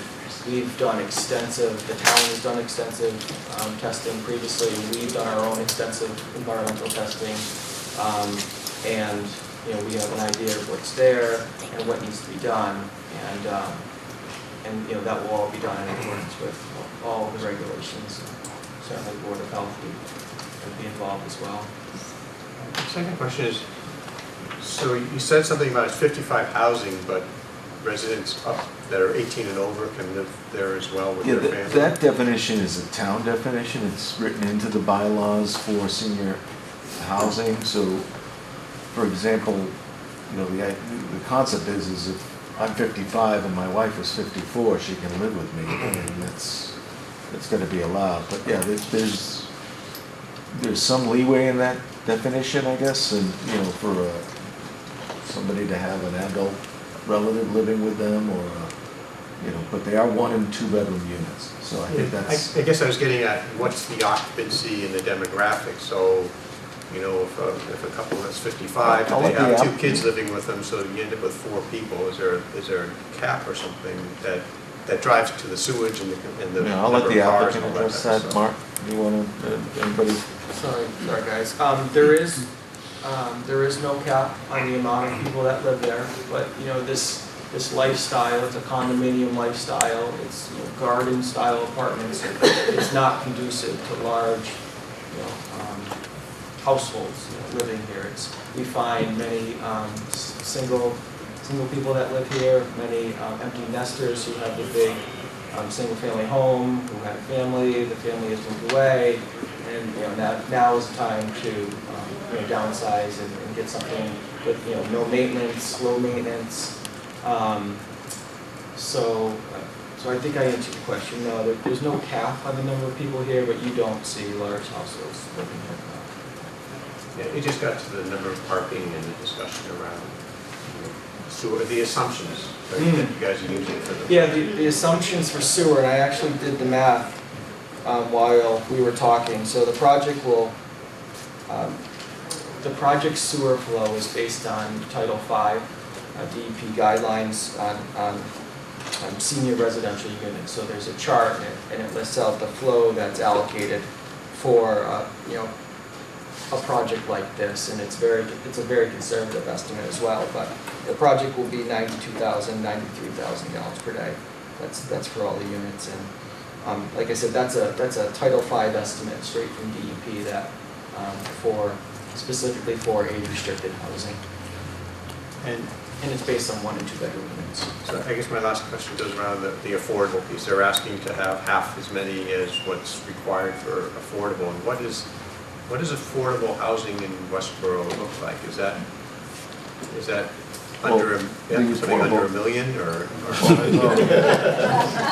Affordable housing is set by the state, and maybe Jim can give us a little more details on that, but it's based upon an income level for Worcester County, and a formula that the state comes up with prices that they have to sell them for. So I think at Toll Brothers, you know, they were probably under 50% of market value. You can look at the assessed values at the Toll Village to see what those affordable units went for, but they're substantially below market. But you do have, an applicant for that has to meet certain income and asset guidelines that, in order to qualify for those. Thank you. Ma'am. Hi, Jennifer Fay, 18 Church Street. So my questions are about what type of energy will be used in these buildings for heat and cooling, and is there going to be any use of sustainable energy forms? I see, you know, a lot of buildings with flat roofs. Like, is there any solar involved? What are the plans with that? These buildings are extremely energy efficient. I believe Westborough is a stretch code community. So in order to comply with the stretch code requirements of the building code, the homes are very energy efficient and utilize lots of new green technologies. There is not solar proposed, but there's many attributes of energy efficient building. What is the main source of energy? Is it gas? Is it oil? Yeah, there is natural gas being brought into the site. Yes. And my other question was about the impervious ground cover. You mentioned the 1.8. Is that a formula that's based on like other Delwood communities and what the typical needs are? Because to me that looks like a lot of extra parking, but I find that, you know, most places around here have about 5 or 10 times more parking than they seem to need. Like, you know, like a Target, you know, it doesn't even fill up at Christmas. So, you know, there's too much impervious ground cover. Sure. Mark will speak to that too. I'm sorry, I'll just answer that one because it's really based on experience. So, you know, our company has been building garden-style condominium communities like this in this area for a long time, but definitely these types of communities for over 10 years, probably done between 5 and 10 of these style of buildings recently, and it's based on experience. So that's what I wanted. You actually see what's used after your community is built, and you really get good feedback about. Okay. We used to do 2 per unit way back, and with the trend to go to less impervious area, more green space, well, we found out that 2 was too many. So then we had some communities where we went down too low, and we had some homeowners who were giving us feedback that they wish there was some more. So now we've arrived at our current communities where we feel that 1.8 is the right number that provides ample parking for our homeowners and also allows open parking for their guests. It's a fair balance. I just wanted to make sure that the number was based on like your actual experience in these types of communities rather than some just like generalized, you know, number multiplier. Thank you. Andy, give me a minute. Does anyone else want to? I just have one question regarding the low-income units. Are they being built and designed with the same quality that goes into full pay?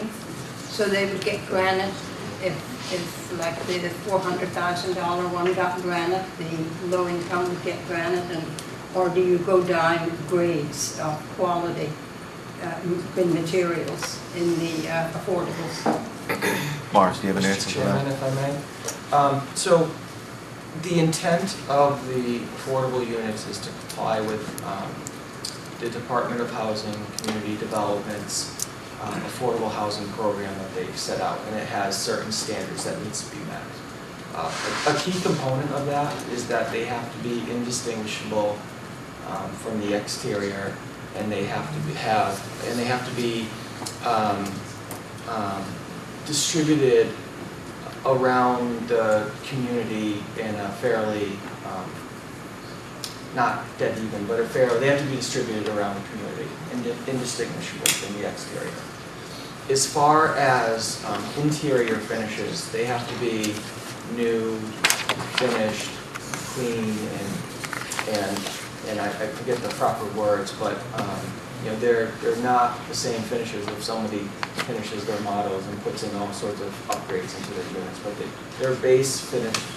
So like that possibly they get for Michael or someone else might have granted or Michael. Yes, so somebody else who's getting granted is paying and choosing for upgrades, but the Department of Housing and Community Development, they have base standards and standards that they expect to be met, and they would certainly comply with that. Andy? Yeah, excuse me, I have to point at the map here.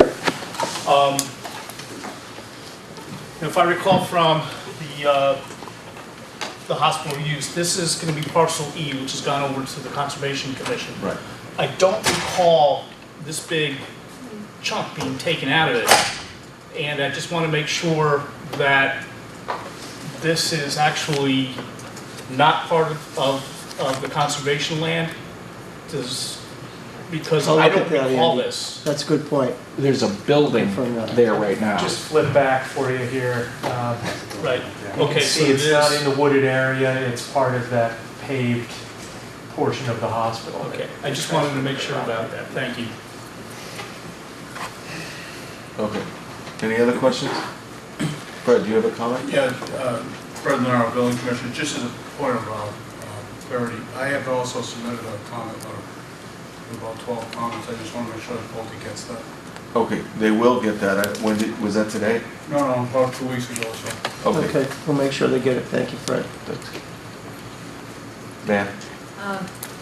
This is kind of an oddball question, but it has more to do with the social implications of over 55s that are allowing people 18 years of age and older to stay in the units. And I'm just wondering whether, when I think about Del Webb communities, I really think about over 55s. I'm not thinking about younger families living in there. So I wondered, as you look at those, have you seen any differences between what I would call the standard over 55s, where one person has to be 55 and the other one, maybe a spouse or significant other, is not, that's not what I'm looking at. I'm looking at 18, 20-year-olds who might come and live with parents who are 55 and 58, or 50 and 55, okay? And when I see that, and I live in an over 55, I would question how that works, because these two age groups don't meld really well. The over 55s tend to roll up at 9 o'clock at night, okay?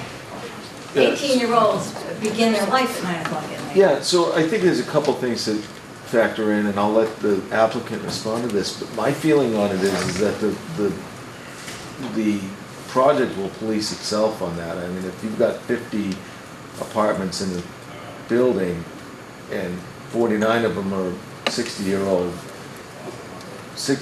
and the 50th has some teenage or 20-somethings living there carousing, it's going to get old quick, and they're going to be asked to not be, to conform to the condo guidelines. But I also feel like, if I'm an adult and my adult son is living at home in a 1,200, 1,400 square foot apartment with me, I'm going to want him to get out pretty quick.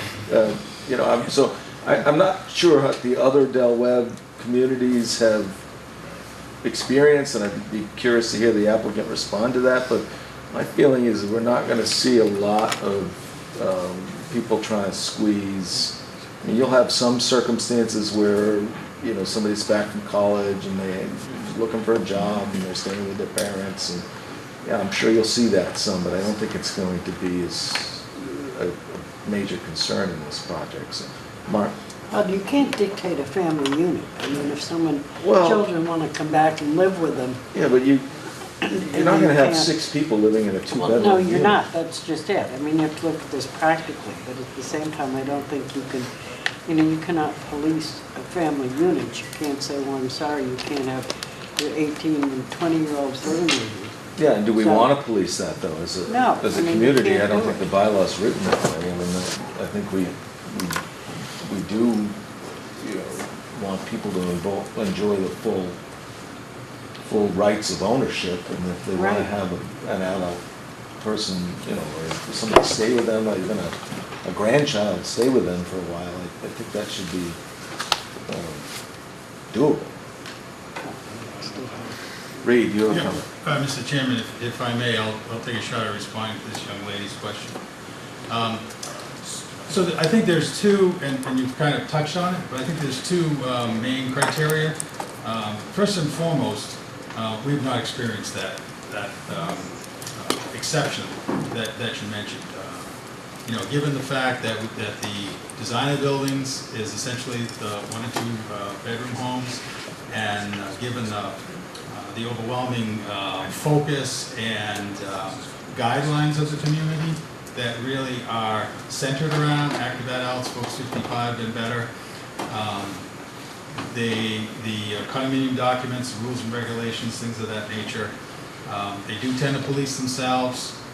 We do tend to have strong groups of, opinionated folks who like to socialize with each other.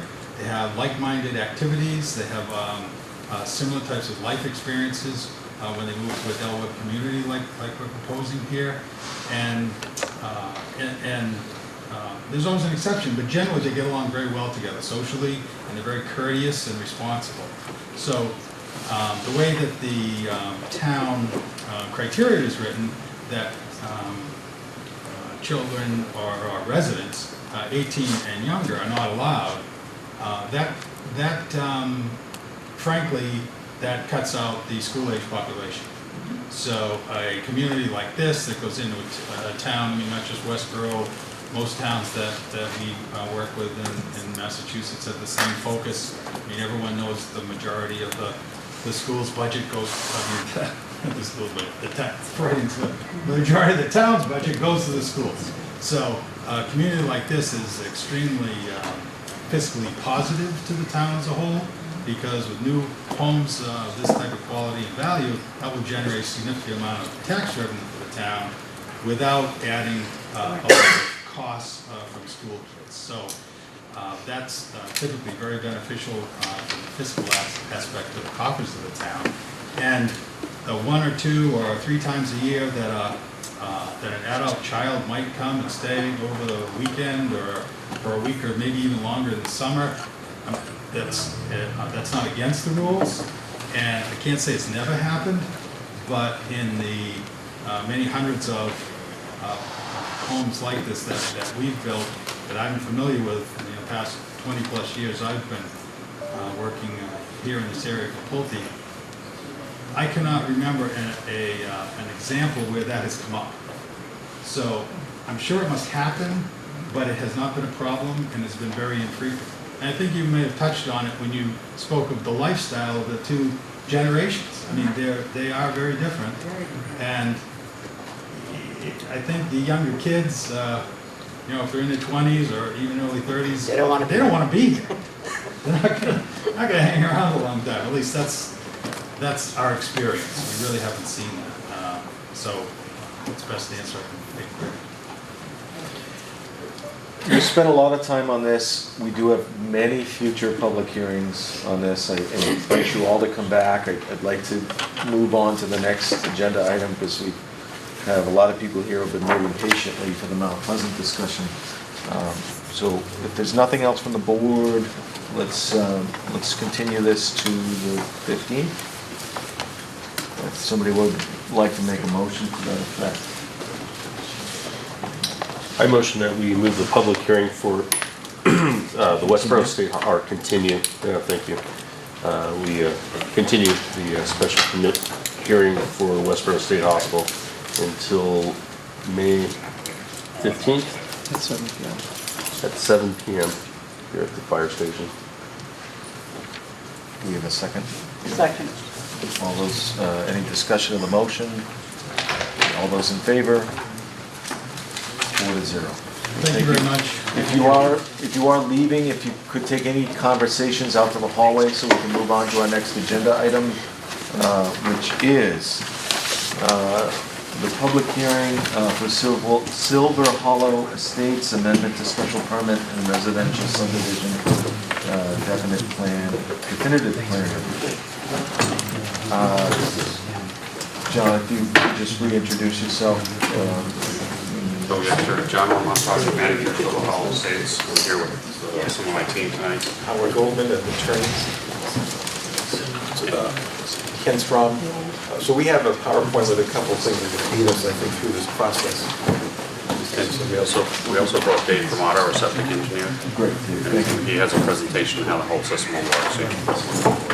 So just 2 slides. Right. So we need a minute to get set up. Yeah, Ken's got it. Jim, do we have any other business we can discuss quickly? Well, At the last meeting, I gave the board a letter from Attorney Marshall Gould dated April 11th. It's not scheduled for discussion this evening, but you should know that the applicant has requested a postponement of a hearing on his special permit application. And it says to a June board meeting. I discussed that with Attorney Gould this morning, and he would like to be on the second meeting in June. So in the end, you all should discuss your calendars to make sure that you're here the third Tuesday in the month of June. okay, so we have a meeting on the 15th, and our first meeting in June would be June 5th. So the 19th.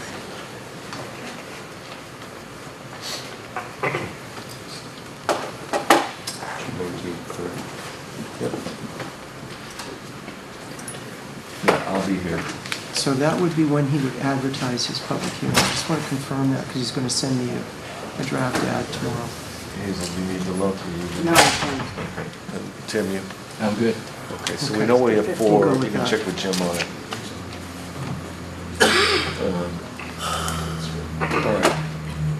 All right. John, are you ready, Ken? Yeah, I'm working on it. All right, so we don't need to motion anything for Marshall, right? No, I'm just bringing it up because... Wait, it's the 19th, right? Yes, the 19th. 19th, well, the 5th and the 19th, those are our first and third Yeah, those are our Tuesdays, our regular Yeah, those are our- meetings. For clarification, we're still on for the 15th of this month. The 15th, It was the 15th, isn't it? Friday. First day of Ramadan. Yeah, that's what my phone showed too.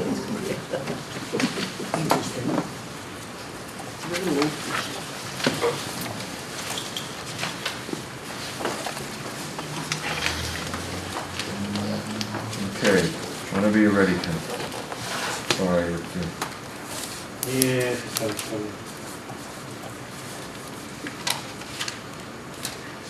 Is there anything else we can discuss before Ken gets Yeah, started?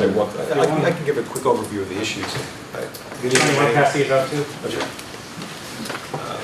Again, my name is Howard Goldman, the attorney working at the Silver Hollows, and we were here a couple weeks ago. This is a continuance of a hearing on the definitive subdivision for the 26-unit proposed development off of Pleasant Street.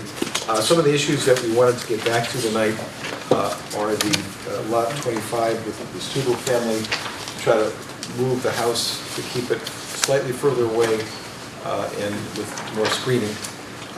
The second is to hear from the David Vermata, who's a septic engineer, to talk about the type of system that will work in this area. Next, we want to talk about the drainage on Mount Pleasant Street at the exit of Road A. And we've got some drainage resolutions, we hope, that have been reviewed.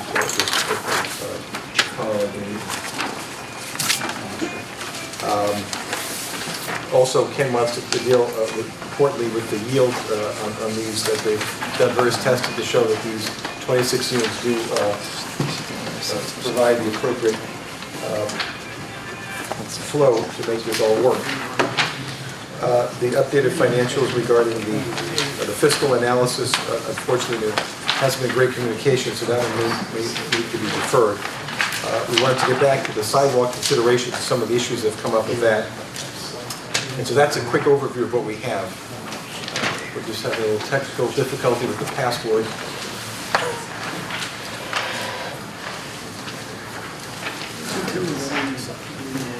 No, I don't think that's what he said. No, I think Hazel made a comment, but I don't think that's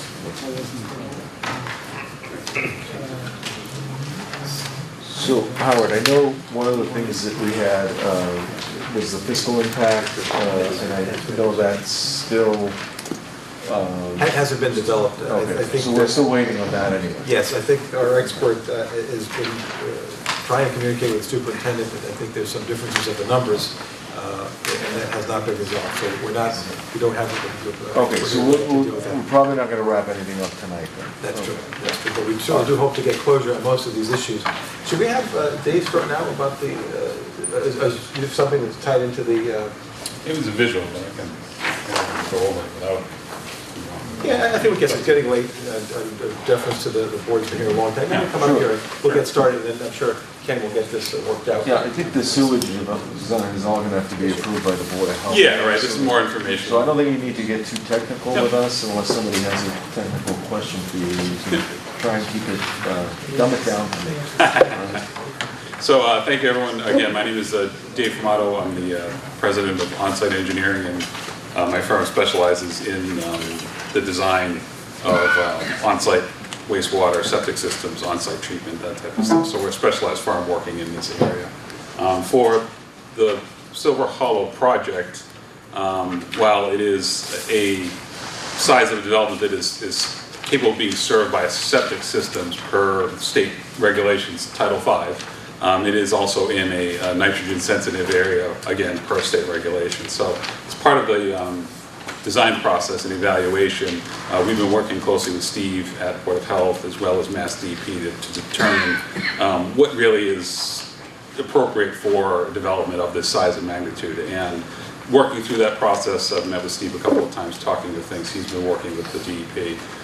We've come to the conclusion that a fully compliant Title V septic system with a nitrogen removal technology is appropriate. So tonight, one of the things we wanted to talk about was that nitrogen removal technology to give the board an understanding of what's going to be out there in terms of configuration and operation, that type of stuff. So in short, it's a technology called a recirculating sand filter. Essentially what it does is it creates the conditions that you would normally see under a septic system leach field in a controlled environment. So you're actually providing treatment in that manner before the effluent gets into the ground and into the groundwater before it escapes the system. So what that does is it provides a reduction of organic material, reduction of solids, as well as a reduction of nitrogen. This particular technology has been around for quite some time. Matter of fact, it is the technology that is specifically mentioned in Title V by Mass DEP for use in septic systems in nitrogen-sensitive areas. So it's considered the technology DEP would like to see. There are other things out there, but in talking to Steve talking with the Central Region DEP, they basically said, listen, we're comfortable if you guys design and build a sand filter, we'd be comfortable with that technology for this project. So to date, we've had a couple meetings with Steve. We have a location of the effluent disposal field that's been soil tested. We have the location of that pretty much nailed down in terms of soil characteristics, perk rates, that type of stuff. Those have all been witnessed. We have septic tanks preliminarily sized, and we are now starting the process of designing the recirculating sand filter technology. In terms of operations and that type of stuff, actually good work. So what I can help you guys with, I'd like to see. So this is a blow up of the area of the actual septic field itself. Right here is the effluent disposal field. In this area over here is the septic tanks, and then in between, as you can see here, is going to be the recirculating sand filter. And this system here is a combination. These are subsurface tanks, and this sand filter is going to be built into the ground. It'll be at grade, but you will be able to get access to it. Typically, you see these systems either have removable hatches or panels that are filled with mulch or something along those lines to be able to allow for airflow to get in and out, but also to allow for access to the underlying sand filter itself. The system is controlled by a small control panel. It's got some pumps that send flow into the sand filter, as well as allow for the treated sewage to go back to the beginning of the system so it can be retreated. Typical ratio is that it gets treated 5 times before it's allowed to be discharged out to the field, so it's a 5-to-1 ratio. So the stuff recirculates through the system 5 times and then it'll be discharged. And there's a set of pumps that will pressure dose the effluent disposal field over here. That's kind of like a quick view of the the design of the system. If there's any questions on that, we can certainly stop here. I know you also want to talk a little bit about operations, so I prepared to go into that a little bit. But I figure that's a good chance to see if there's any questions at this point. Kenny, would you mind popping to the next slide? Oh, sorry, thanks. Steve, you're comfortable with the system? Yes, if you want to go back to the last slide, Ken, sorry. Well, sure. So the main part of the system is, Dave explained it a lot better than I did, but the main part of the system is the leach field here. We sunk about 15 holes into this area here to make sure the soil was consistent with what the type of soil was and where the water table is and all that type of stuff. So once you have this area established, this part of the system is just a bunch of engineering, as far as pumps and size of the tanks and the recirculating sand filter. The most important part is the leach field as far as design. I don't know if you agree with that, Dave, but as far as at least siting it, this is the most important part. We've proved that area is perked, it has good soil, and that the water table is at an appropriate level. So I haven't received any plans yet, but we have sat down and talked about the preliminarily what he wants to do, and it all complies with what right now it complies with what DEP requires. So I'll just leave it at that. Good, thanks. Thank you. Want to jump to the next one, I can. Thank you. So this was something that we thought might be appropriate to give everyone an understanding of what the sand filter means, because I think by and large everyone's pretty familiar with a septic system is.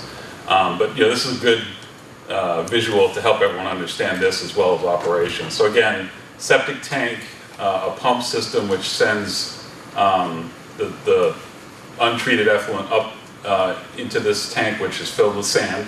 It percolates through, it's then captured right under drain, sent back to this pump chamber, and again it recirculates this 5 times on the timer, and then eventually you have a discharge to the effluent disposal field. In terms of maintenance, this part of the system here is maintained just like you'd maintain a septic system. Your septic tank functions as essentially a large trash trap, heavy solids, floating material get retained in this tank. We're going to be putting effluent filters on the outlet tees to ensure that the stuff that's supposed to stay in this tank stays in this tank, and that needs to be pumped depending upon how much solids accumulate. It's probably going to be once a year, maybe every 2 years. Typically a septic system is 1 to 3, so we're probably, for a larger system, it's probably be closer to the 1. But it's a matter of getting a septic truck out there. There's nothing really rocket sciencey to it. A large truck will come out and pump that tank empty. It may take a trip or 2, but it's something that will be scheduled. There is a requirement for sand filter alternative systems to be inspected annually by the state. So that will be part of the operating agreements of the shared system with the subdivision. That I know that we're working on as a group in terms of with us, but also with the Board of Health. In terms of the sand filter itself, it's a passive system. Again, water's pumped up to the top and it percolates through the sand. It's collected with an under drain and sent out. There's really no moving parts to it. The pumps and everything are in here. They'll be checked regularly, but there's a mechanism for alarms, emergency storage.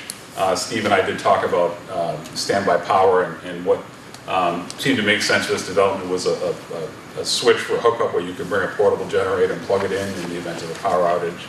So there will be redundant features like that to give the residents the ability to still use, their water and sewer or whatever in the event of power outage. And in terms of maintenance of the sand filter, it needs to be inspected periodically once a year. Maybe over the course of 10 years, you may need to get in and do some sand replenishment because over time, as biological stuff grows in here, it'll fill up the spaces between the sand. But by and large, it's really a passive system, and it's an aerated system. Again, like I said, the design is such that air can get into that sand bed, so you really don't have any odors. If you were to open one of these things up and smell it, it smells kind of like a wet, musty dog, kind of like a wet basement type smell. There's really no offensive odors to it because everything is maintained in air. So it's a really tried and true, mature system that there's a lot of them out there. The technology is very familiar. There actually are companies that do operate systems like this. So the association will be able to pay a company to actually come and do their sampling for them, their inspections, that type of stuff. They're monitoring their tanks for pumping and hauling. So it's a very mature market, and it's a technology that I know, in this particular town, there's not a lot of them, but it's statewide. It is something that's pretty prevalent. So that's kind of the quick overview. I know it's been a long night for you guys, so I won't keep droning on. And again, if there are questions, I'd be more than happy to. Any questions? Board? No. We may have questions from the public later, so. That's fine. Hang in I'm there. going to be here. We'll go through the presentation, the board's questions, and then we'll get to the public questions. I just would supplement with that we work with Steve McCurry, myself and I, we've given him some documents, the nitrogen restrictions and easement grants, and it's embedded and cross-referenced in the HOA agreement, the obligation of the homeowners association to maintain it. We also gave a proposed copy that's, I believe, DEP compliant regarding the escrow. There's a 25% requirement that the money, 25% of the system cost be kept in an escrow with a third party, typically a bank. And so that ensures in the event of any problems, even though it's a good proven system, the DEP requires the cash money be escrowed to maintain these systems, and that's embedded in the HOA documents when the developer ultimately sells all the units. Yeah, so I think as far as the septic design goes and the Board of Health, I think we had talked last meeting about possibly going to a decision with some conditions to meet Board of Health requirements related to the septic. And I'm comfortable doing that. We're not even close to a decision yet on, as far as that goes, because we have some other outstanding issues. But, I don't know how the rest of the board feels, but I am okay with issuing a special permit with the condition that the Board of Health and Jim work up some language that is built into the decision that would allow the Board of Health the discretion to require certain things from the septic design and other health-related issues. It makes good sense. I think that obviously the town has very capable people, administrators that will oversee this. They'll make sure that David's design is proper, and I think that's appropriate, in my experience, a condition for these special permits. Okay.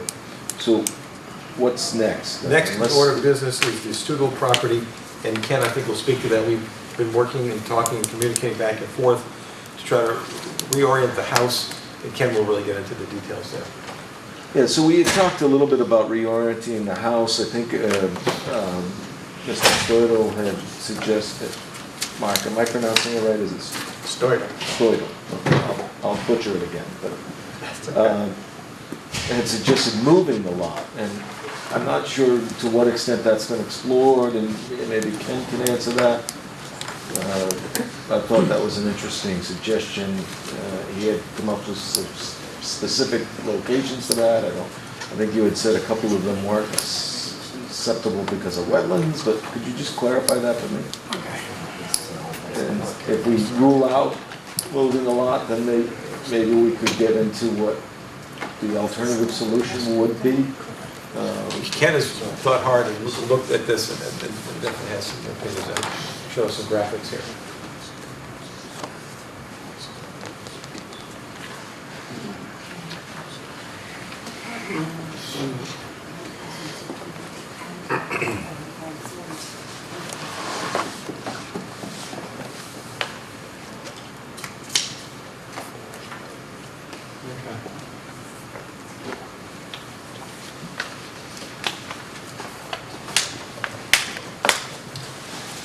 So lot 25, Stoodle property is right here. It's on Warren Street, the house that's right in the back of the lot. This is our lot 25. Mr. Stoodle emailed me, I guess it was, called me, emailed me, and asking if we could, there was three options. He wanted to treat, one of the options was to put a house in this, a lot in this area right here. Another one was in this area right here. Another one was down in this area right here. So, can't remember what the option numbers were, but this one, just a wetland, lakeside wetland right here. So this lot is very close to the wetland. There's a BDW under the state bylaw, bordering vegetated wetland here, that this lot would be very close to. And over here, there's a 100-foot wide easement that the town has asked us to reserve for drainage purposes. So kind of minimizes any chance to build a house in this area here. Besides that, if it was a 15, if it was part of the open space, but not fronting on the roads, I'm not sure legally. I think that would have to be a 50,000 square foot lot, 200-foot frontage. But I'm not a lawyer. So there is 200 feet of frontage there. There is 200 feet of frontage, but a lot of it's eaten up. 100's going to be eaten up by a drainage easement. How wide is that area, Ken? 100. How wide is the overall? Yes. It's just over 200. And that's 100 right there. So I mean, it's like 203 or something. Well, it says, I mean, I looked at it on the assessor map, it's 200 feet of frontage exactly. Yeah. So it looks like it tapers down to less than 200 at the rear. Right. You know, where the rear of the two abutting lots are. Carl? Mr. Chairman, Carl Waldo, town engineer. We haven't really looked at the specifics, that easement we asked for over there. There hasn't really been any design work involved with it, but it's possible that we may be able to narrow that easement, especially along the frontage, and not encumber a portion of that lot for buildability. Yeah, and I'm not telling you to move it, but if you could put a conforming lot over there and go down to 25 in the subdivision, that might be a solution for everybody. That was going to be an egress for trail system too. Yeah, I think it's almost directly across from Deerslayer. Yeah, it's a little ways displaced, but yeah, I'm a little uncomfortable with. I mean, there's really no place for that outlet to go. We had talked briefly about sidewalks down to Deerslayer, but that was prohibitively expensive. So, we were going to open that you know, as a if park. somebody comes out of the, well, yeah, I'm just not sure how people are going to get to this park. And Well, people walking dogs and stuff would be a little safer than how it is now. For there's like 10 families that live in that area. If we opened it up, they'd have a place where their kids could play safely, that they could walk their dogs, and that's what we felt that trade-off was, and we're willing to do that. That was the original intent for that spot. If we move a house there, it kind of crams the area up a little bit more. So that's why, you know, if you look at all of the pros and cons of all the solutions we've done, if you go back to how we've adjusted lot 25, we've actually tilted the house away from his backyard, so it's... Hold on, Matt, because I want to hear Ken's and your explanation of alternative ideas and how that would impact.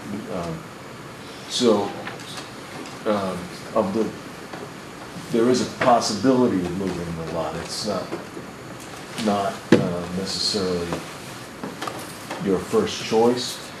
I'm trying to figure out what the objection is to moving the lot, other than. Well, basically, we can't move in the subdivision because there's no space for it. There's wetlands. We could put it over there, but there's a wetland there, and then we kind of take away something that we kind of gave back to the community already. Especially in that area where there's a lot of young children that live there now, and a little space there would be nice for them. And a trail coming back into the subdivision would be nice as well. So we're kind of cramming that area up. Kind of nice the way it is now. It's kind of open and wooded. There'd be a nice trail coming back into the subdivision. So yeah, and the trail would end at Mount Pleasant. Yeah. I'm just not sure that's where we want people accessing the trail. seems like it's close to that Deer Slayer intersection. It's far enough away.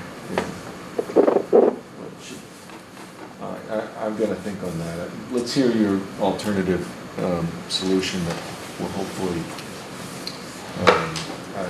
you may have heard this, Mark, but I haven't heard what they're proposing to do to lot, was it 25? 25. To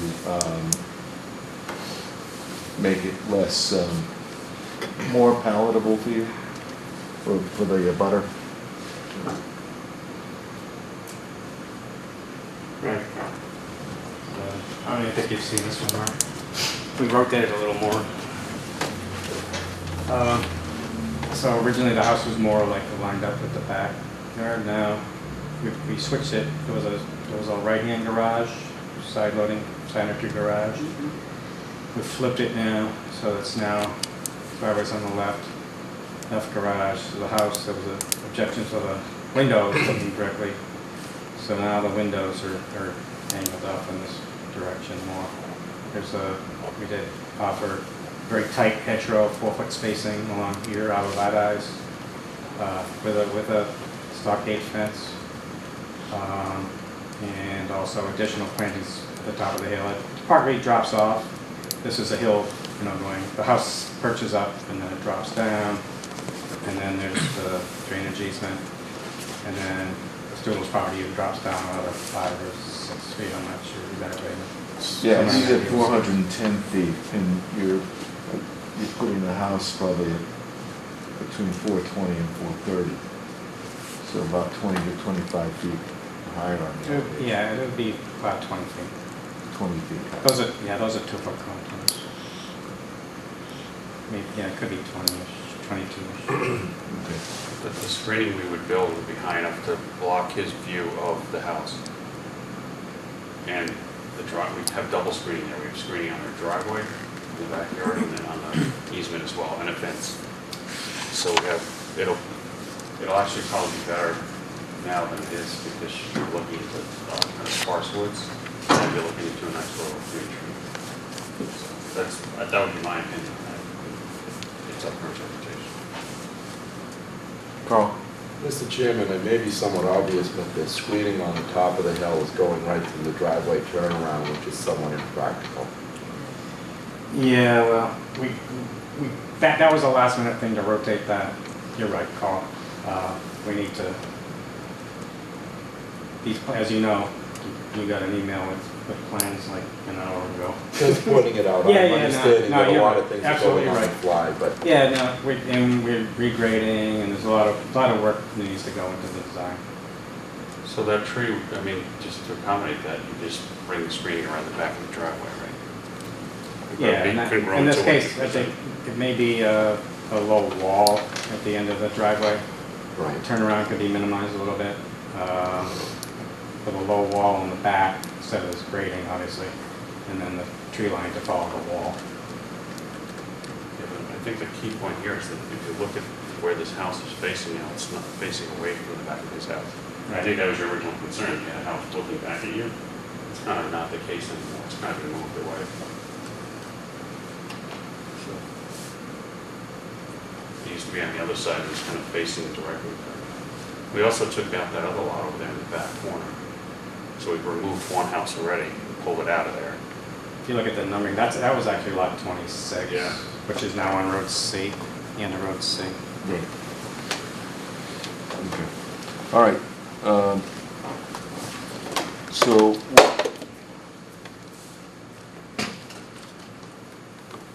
let's hear some of the other issues. We'll get to the public comments on that. Mark. The next issue I think we need to talk about is the drainage on Mount Pleasant Street, right at the exit of Road 8. And there's been some design of taking the drain runoff, which apparently is existing there now without regard to this new development, and then bringing that into the drainage system of the subdivision. Ken can give you some more details on that. So we did meet with the town engineer, Carl, on last Thursday, the 26th. And we are working on the plans there's a low point here from the block property, and there's a vernal pool in there. Some of it does drain off to the edge, but the stone wall, which is the demarcation of the right-of-way, cut and plugged with sand and silt over the years, so a lot of it just ponds in a spot here. So we're going to provide an inlet structure in this location roughly, and pipe it over into the subdivision, down through, and actually pipe it out through here. We've separated these lots by about 30 feet, these two lots, and then into this redesigned drainage basin number 3. And the effect of this is drainage basin number 4 was going to receive the flows, but now basically it's just going to receive overland flow. So that detention basin has been really cut down in size. There was a retaining wall on the inside of that basin. We no longer need that retaining wall. It's 3-to-1 slope on both sides. So it's basically just the overland flow from the backyards. As it's a wooded site and now we're turning the backyards into grass, it increases the flow off the property, so we need to provide that just to catch that small amount really. But the piping is all going to go down to this detention basin in the 3. So, I mean, we're doing, Greg is, in my office is running the hydraulics, so the piping is all, he'll be working on that tomorrow. Do you want to mention that we're taking more off of Mount Pleasant as well, than lots 46? Well, we've actually allocated like 1.7 acres. I mean, we've got a worst case scenario here. Basically 46, 46A, all those properties, and a little bit of the ones on the opposite side of the street. The high point is back here at the sewer manhole, and the high point over here is in front of the Doring's house at the sewer manhole. So, you know, it's a sizable length of roadway that we're draining, and it ends up being, it's over an acre and a half. It's like 1.7 in our model. So it's quite a bit that's coming in, but we understand that, you know, that's a major problem with the town having that ponding on that corner from that bend. Okay, so Carl, are you ready to give us comments on whether this is an acceptable drainage solution for the existing conditions on Mount Pleasant? So we met on the 26th. This is really the first that I've seen of it. We spent about 2.5 hours going through the plans with Ken and Greg. Then another 2 hours today going through with John, Armand, and Dave. So late this afternoon, I understood that they come up to a resolution. These were concepts when we left the meeting, so we haven't really seen them or had a real opportunity to review it, but that's what we asked. We do not want there to be a problem at the end of Road A and Mount Pleasant Street.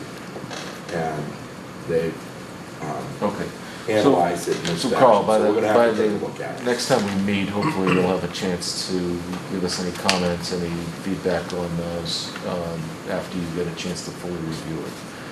What's next on? The next is is the yield plan to show that these 26 lots. Yeah, we're working with Carl on the 26 lot yield plan. So he discovered a little boo-boo that was made with regard to drainage. We had a low point over here that wasn't going to make it to a deep basin down here. Yeah, let me do it.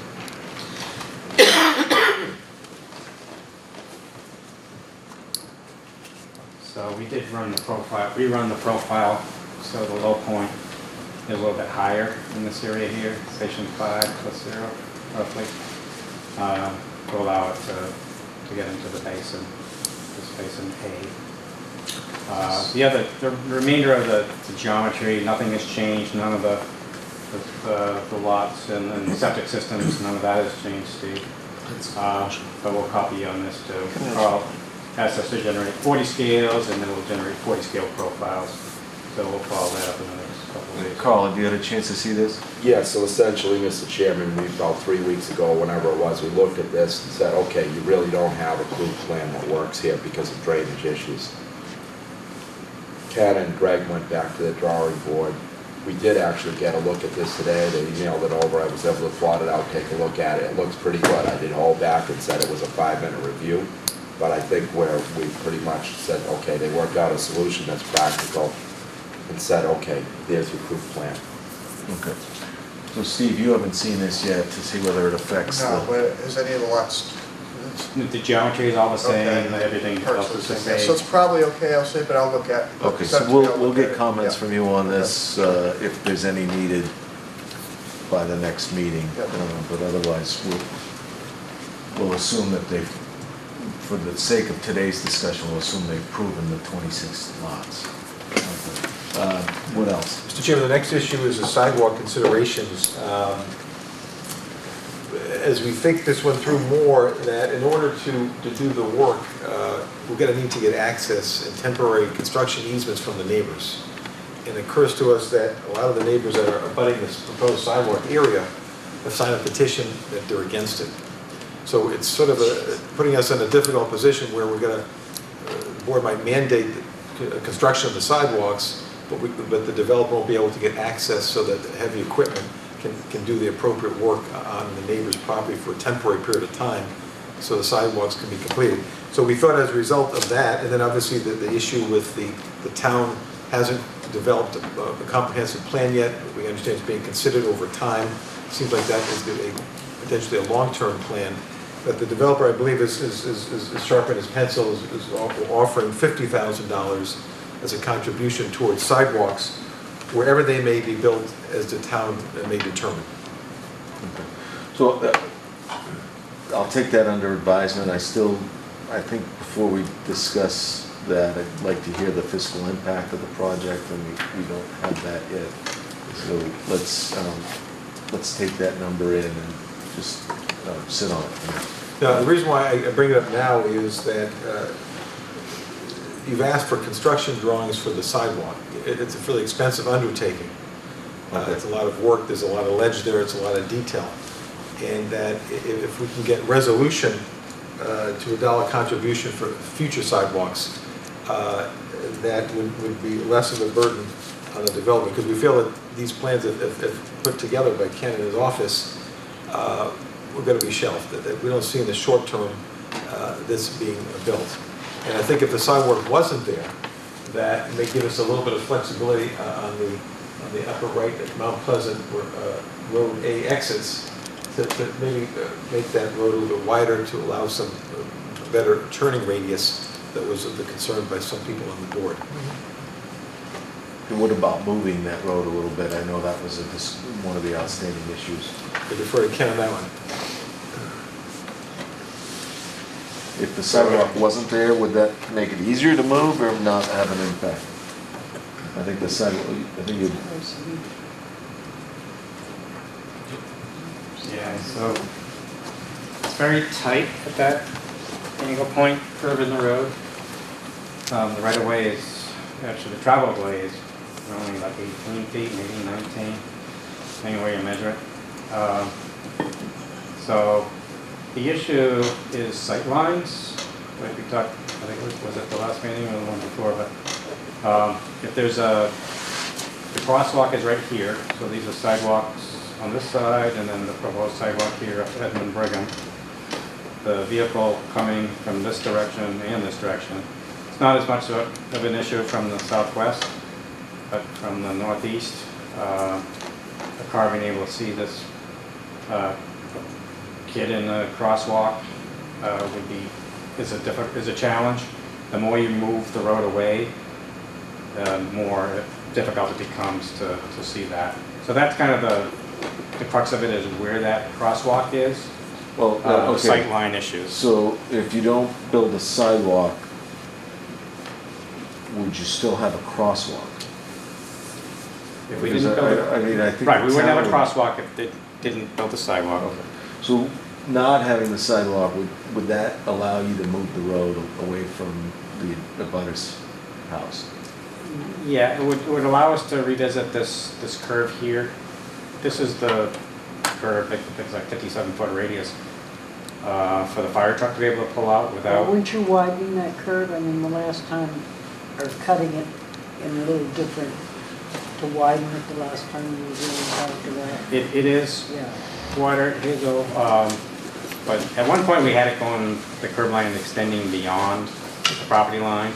We redesigned it so that it ends right at the property line. Mr. Doran would like it to be, further away. He'd like it 20 or 25 feet, I think, is what Mike would say. If the sidewalk isn't there, it gives us some leeway. We'd still have to do widening on the road, but that would allow us some leeway to be able to make this less of a smaller radius, if you will, for the truck. The truck can't swing into the opposing lane is the issue. Right. So it would allow us to make it a little tighter and pull that point of tangent away from the property line. And we have to run that. I mean, it's partly, again, it's kind of a catch-22 because, is the sidewalk going to be built or not? And, what can we do, if the sidewalk isn't built? Okay, all right. What other outstanding issues? No, I'm not cutting you short, I want to get to the public comments, and hopefully by the end of the meeting we can make some decisions on some of them. Sure.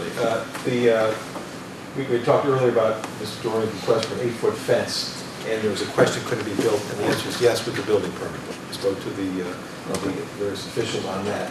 And we talked to Mr. Doran about the trees and screening, and I think that we proposed something over there, and either John, you've probably had more recent conversations. Mr. Doran was concerned, I don't know if Michael's here, but he was concerned about this easement here. Right Yeah, here. there. And we can move this a little bit. When he looks from his backyard here, he doesn't want to see a gap in the woods where the easement's going to go. So we can maybe bend this over a little bit more, put some plantings here for him. And that's kind of what we worked out. But we would write this up and put this on the plan and get agreement from Michael when we do that. He also wants us to try to move this, and we explained to Michael, we can't move this because the sidewalk is here, because of this crosswalk, we can't move this at all. But if there's no sidewalk, then we can move it. And I think Michael appreciated that, so. Well, I appreciate it, but you can't move it, it can't happen, right? If the road can get moved. If the sidewalk isn't there. If the sidewalk's there, then the crosswalk has to be at that point. And that's kind of the whole problem with the curves of the roads and everything. So we're kind of stuck where we are. All right, so what other issues? Mr. Chairman, I think that's it. So, comments from the board, questions? Tim, anything? No? Okay. Bill? There's just a couple, still unresolved. Right. Yeah, I'm just waiting on the Jim, do you have comments? I think that we need to have some understanding of the process and the order. We need to first of all get the yield plan straight, because we need to get the drainage worked out. We need to amend the special permit, because until the special permit is amended, you don't have a definitive plan. So you need a definitive plan to build this subdivision. So we got to start at the beginning, which is to amend the special permit. And we've told you this a couple times. So we got to get the yield plan straight. I will work with the Board of Health and town engineer to work on the yield plan. Before we do that, I don't think we're going to solve all of the other issues. I appreciate the abutter issues. I know the town engineer said he hasn't had a chance to review your proposed change, and I am concerned about plantings on the slope for the new lot 25. This is the first time I've seen this proposed screening on lot 25. You're showing grading directly downslope from it. How does the planting work on the top of that slope? I don't know. That was drawn at about 4:30 this afternoon. Yeah, and we've got to be able to get the plans in time for the meeting to get a review. I keep getting emails from you at the last minute, and we can't respond to it. We can't respond to this right now. So let's get the yield plan worked out first, then we can work on the definitive plan. Okay, I have a question about, if we forego the sidewalk and, accept the $50,000 towards the sidewalk, what if the fiscal impact comes back and we're looking for mitigation towards the schools? Can we put the $50,000 into a package as part of that, and instead of towards the sidewalk, or is that going to be does that have to be specifically earmarked for the sidewalk? Or if it's a gift to the town, it goes to the general fund. If you get the town to establish a sidewalk fund, then it could go to the sidewalk fund. But there's no such fund to my knowledge, right, Bill? Yeah, there's no such fund right now. Okay. All right, I think we probably need to figure out the fiscal impact and what we might ask for there for mitigation, because I'm a little unclear what, I feel like we're in the dark there. So let's get that process finished up, and I'd like to echo Jim's comments. Just if we could maybe get these a little bit earlier, and I know you've been working feverishly to try and get this done, but I can't have Jim and Carl and Steve come in and say, well, I just got this at 4:30, or we have a deadline of Thursday at 5. At 5. It's So an in writing policy. I got it right here. I'm going to give it to you all again. Okay. It's on our website. Jim, I think they get the point, though. So let's, Carl, go ahead. Mr. Chairman, I just want to clarify some things because I've been here all along with this and I'm a little confused myself.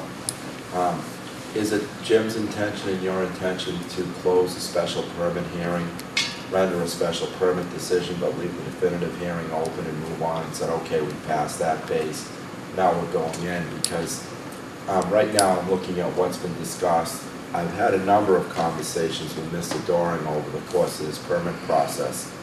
And the proponents just said, listen, we can move Road A if there isn't a sidewalk.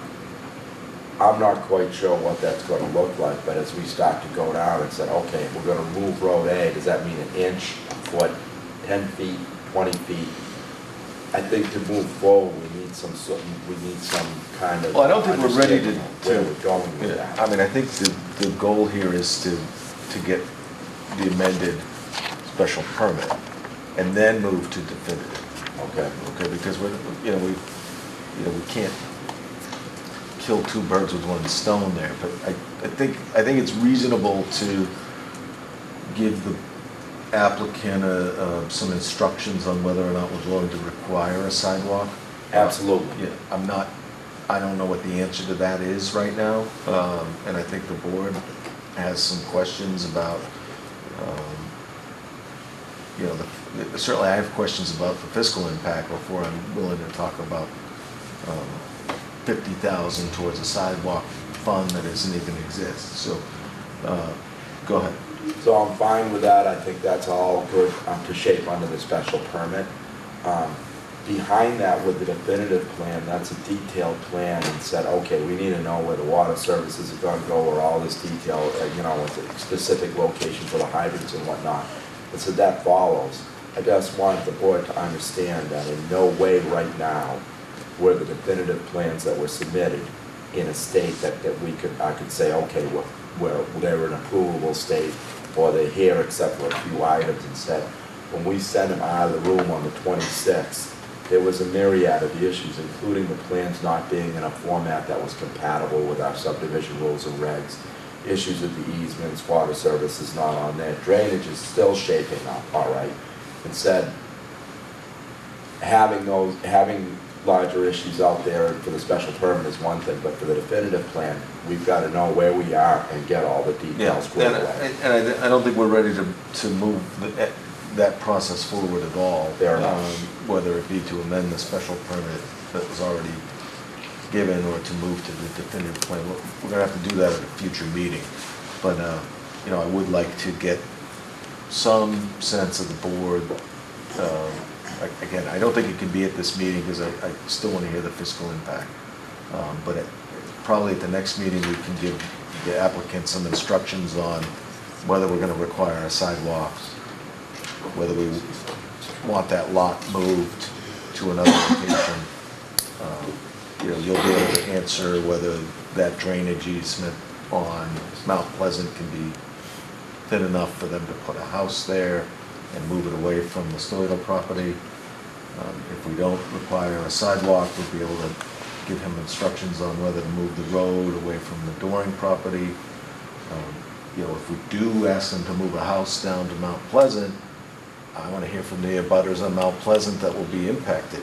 Because I know it's a 200-foot wide lot, but, there's two abutters to that with existing houses, and I don't know if I don't believe they own both of those properties. Those are existing homes that, you know, the residents may have questions about why we're moving, you know, making them put a house there.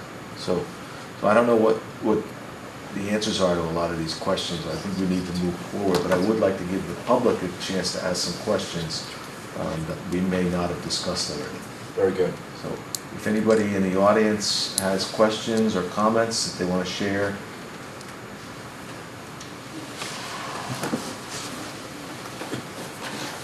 Shooting Joe, 37 Mount Pleasant Street. So I want to know the Mount, looks like the road line of the Mount Pleasant Street has been changed compared with last time, being wider. Is that Is correct? the road any wider than last time? Nothing has changed. Okay. So another question regarding the screening plans which proposed at my driveway. So I want to know how flexible that could be, because I want to choose some kind of plans I can prefer. I don't, because you know, I want to make sure the plants that will be plant on that area would be fit with my landscape. So this is planned on your property that Yes. both area. Yeah, You're so- flexible, working Yeah. on a plan that the trees would be.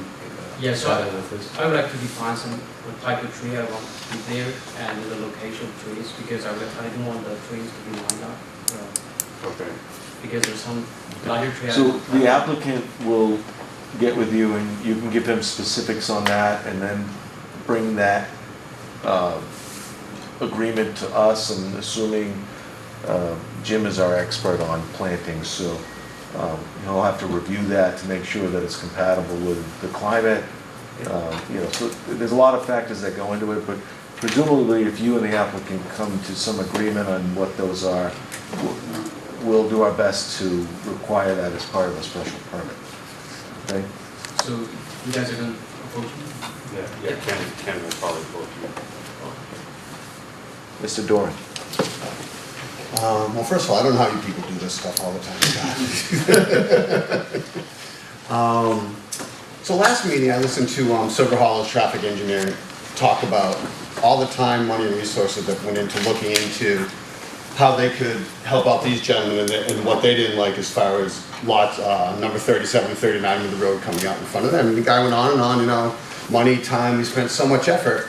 All I've gotten from Ken telling me when I said I don't like this road in this place, well, it is what it is. So I feel like it hasn't been looked into for Road A to get moved further away from my property for where my kids play enough, So, you know? so I think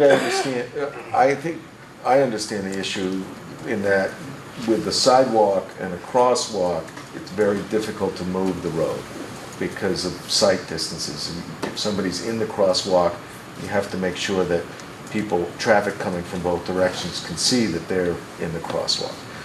If there's no sidewalk, then there's no need for a crosswalk, then there might be more flexibility there, and we've asked him to, I guess, as a board, we're gonna have to give them some instructions as to whether we're gonna require a sidewalk. And so if there is a sidewalk, then I'm just stuck with this road emptying out right next to my property, right next to my driveway, right next to where we hang out, right next to where my kids play. Mr. Doran, I completely understand what you're asking, and that's gonna factor into my vote on whether we require a sidewalk or not, okay?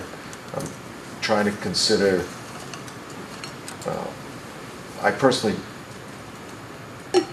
proposed the sidewalk because I'm a firm believer in the connectivity between subdivisions and making this neighborhood part of a neighborhood, not just an island off of Mount Pleasant. But I'm sensitive to impacts upon existing neighbors as well, so that's going to affect my vote. But I don't think we're ready to make a decision on that. So basically, if there is a sidewalk, then I'm stuck with what it is. If there's a sidewalk, then you're stuck with the. That doesn't seem right that such a busy road should empty out right 20 feet from my driveway, right near where my kids play, right where I have a screen house. I mean, my house is a 160-year-old house built right on the road. I mean, everything's just right there where we live, Okay. right there. Mr. Doring, I completely understand your point, and I have taken it into advisement, and I think everyone on the board has. Okay?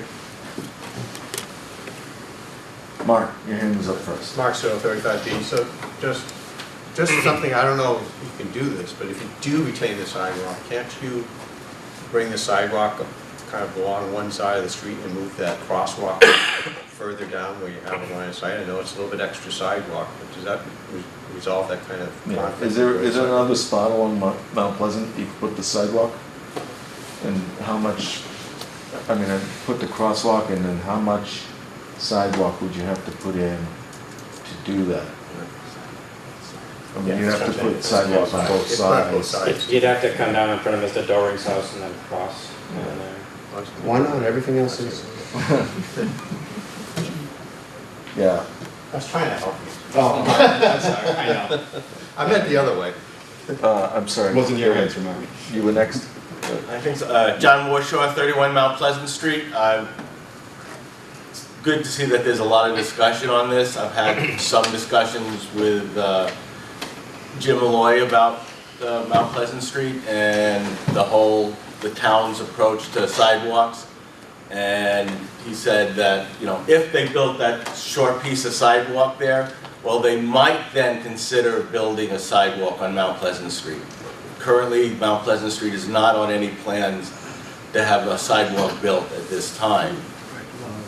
And Well, I think there is a long-term plan for a lot of streets in town, but that is lower on the list. You're right. yeah, he had said that it wasn't really on a plan just yet. It might move it up if it might, that was what he said. It might move it up if it was there.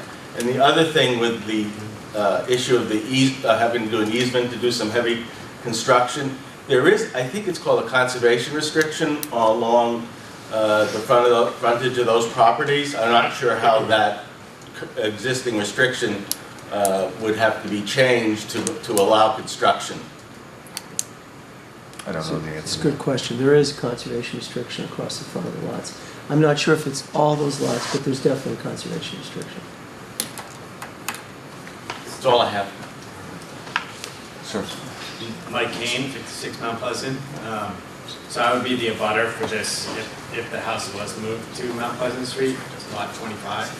So I would understand that there's a lot of trade-offs in these kinds of situations, and that like you guys are always having to make decisions or work with the developer, and nobody's necessarily going to be happy in all of these situations, and you deal with a lot of not in my backyard kind of situation.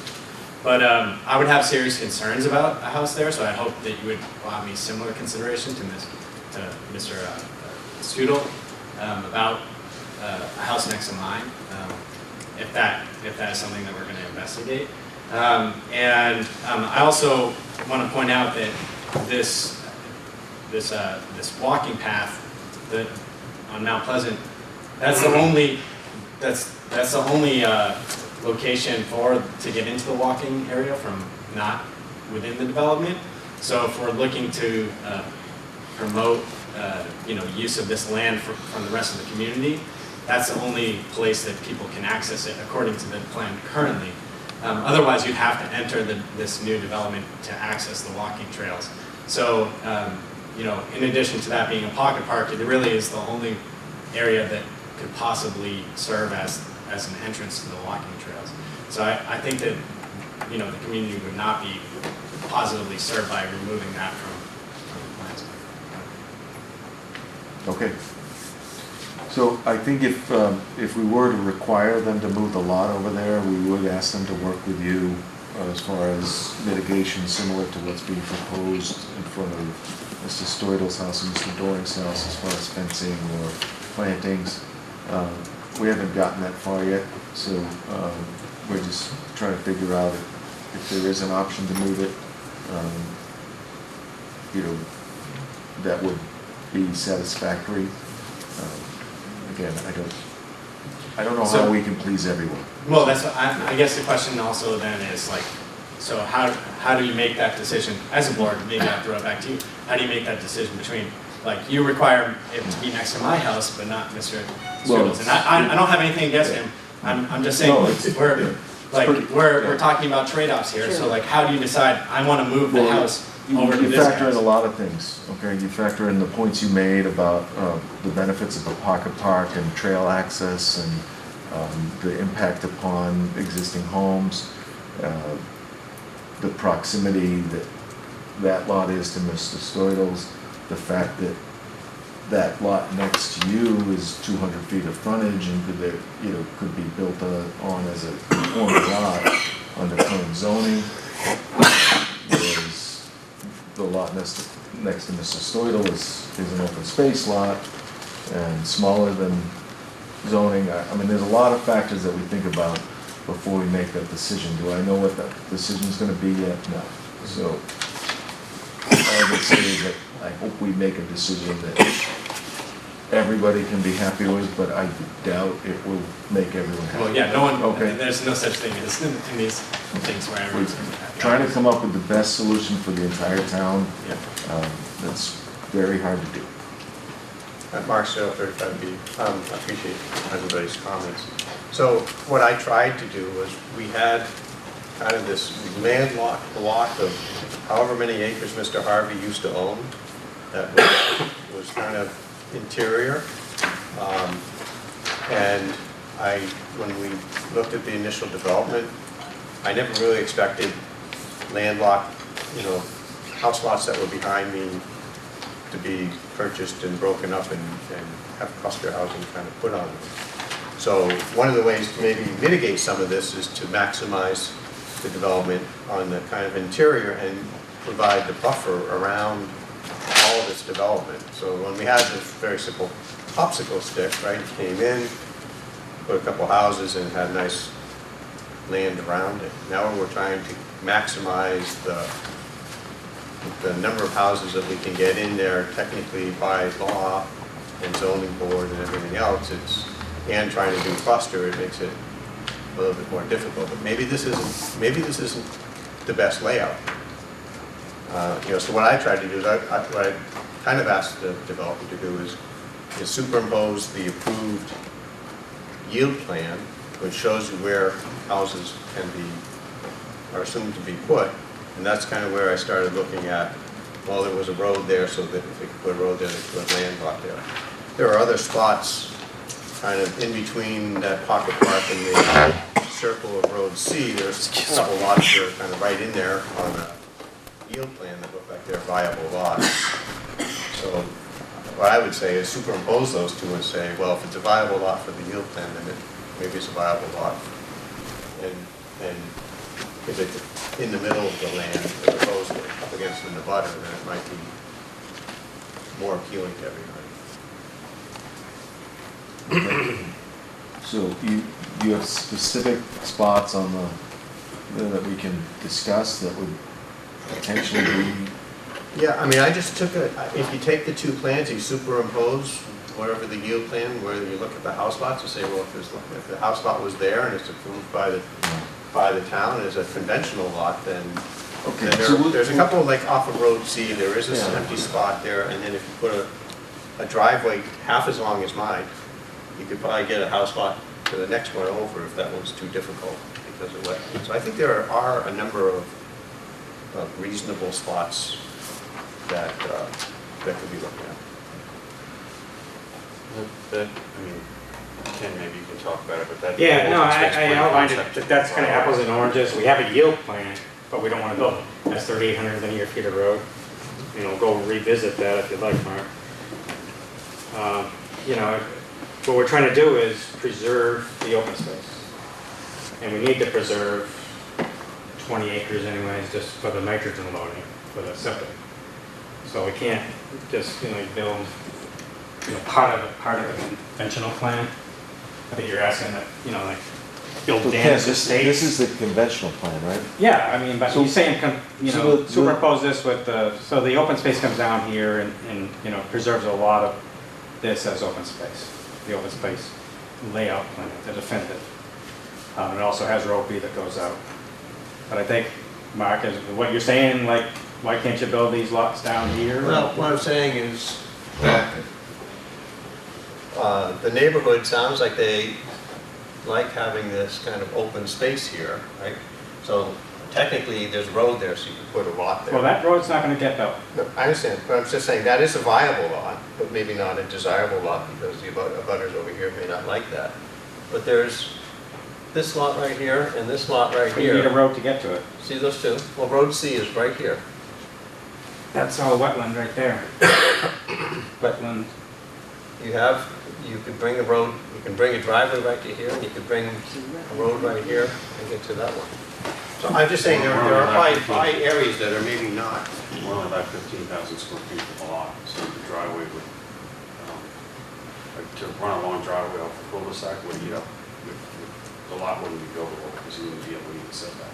Well, everything we're doing here is, there's variances and exceptions. So what I'm saying is that maybe there's something that's viable that requires a town variance, but yet mitigate some of the abutters' concerns. Well, it would be a waiver, not a variance, just to be. Yeah, I'm sorry, I'm not happy with that. Sorry to interrupt. Yeah, So, like, Mark, between Mark, 10 there's and certain things 26. we can't grant waivers Why can't for. I'm sorry, just give me 1 second. So there's certain things we cannot grant waivers for, so I think maybe you can get with Ken, get some explanations as to why we can't move lots to specific locations, if you have specific locations. I mean, I don't want to take up everybody's time going over specific locations now, but if you could just show him exactly what you're talking about, and he can explain to you, on a one-to-one basis, exactly why we can't move that lot to this location or that location. And if you're still not getting the answer you're looking for, at the next meeting, we'll listen to the same explanation and see if we can't figure it out. Because I don't know that it's realistic. I understand what you're trying to do. If you can build a lot here under the conventional plan, why can't you build it under the open space plan? But for the technical aspects, I don't know if that's true. I don't think you can always The move it. corollary, I guess, is the opposite, which is if you can't really build it, then maybe I guess, I'm interested to see what the final yield plan looks like. Yeah. Okay. Well, that is the final yield plan. We do have some polishing up to do of it.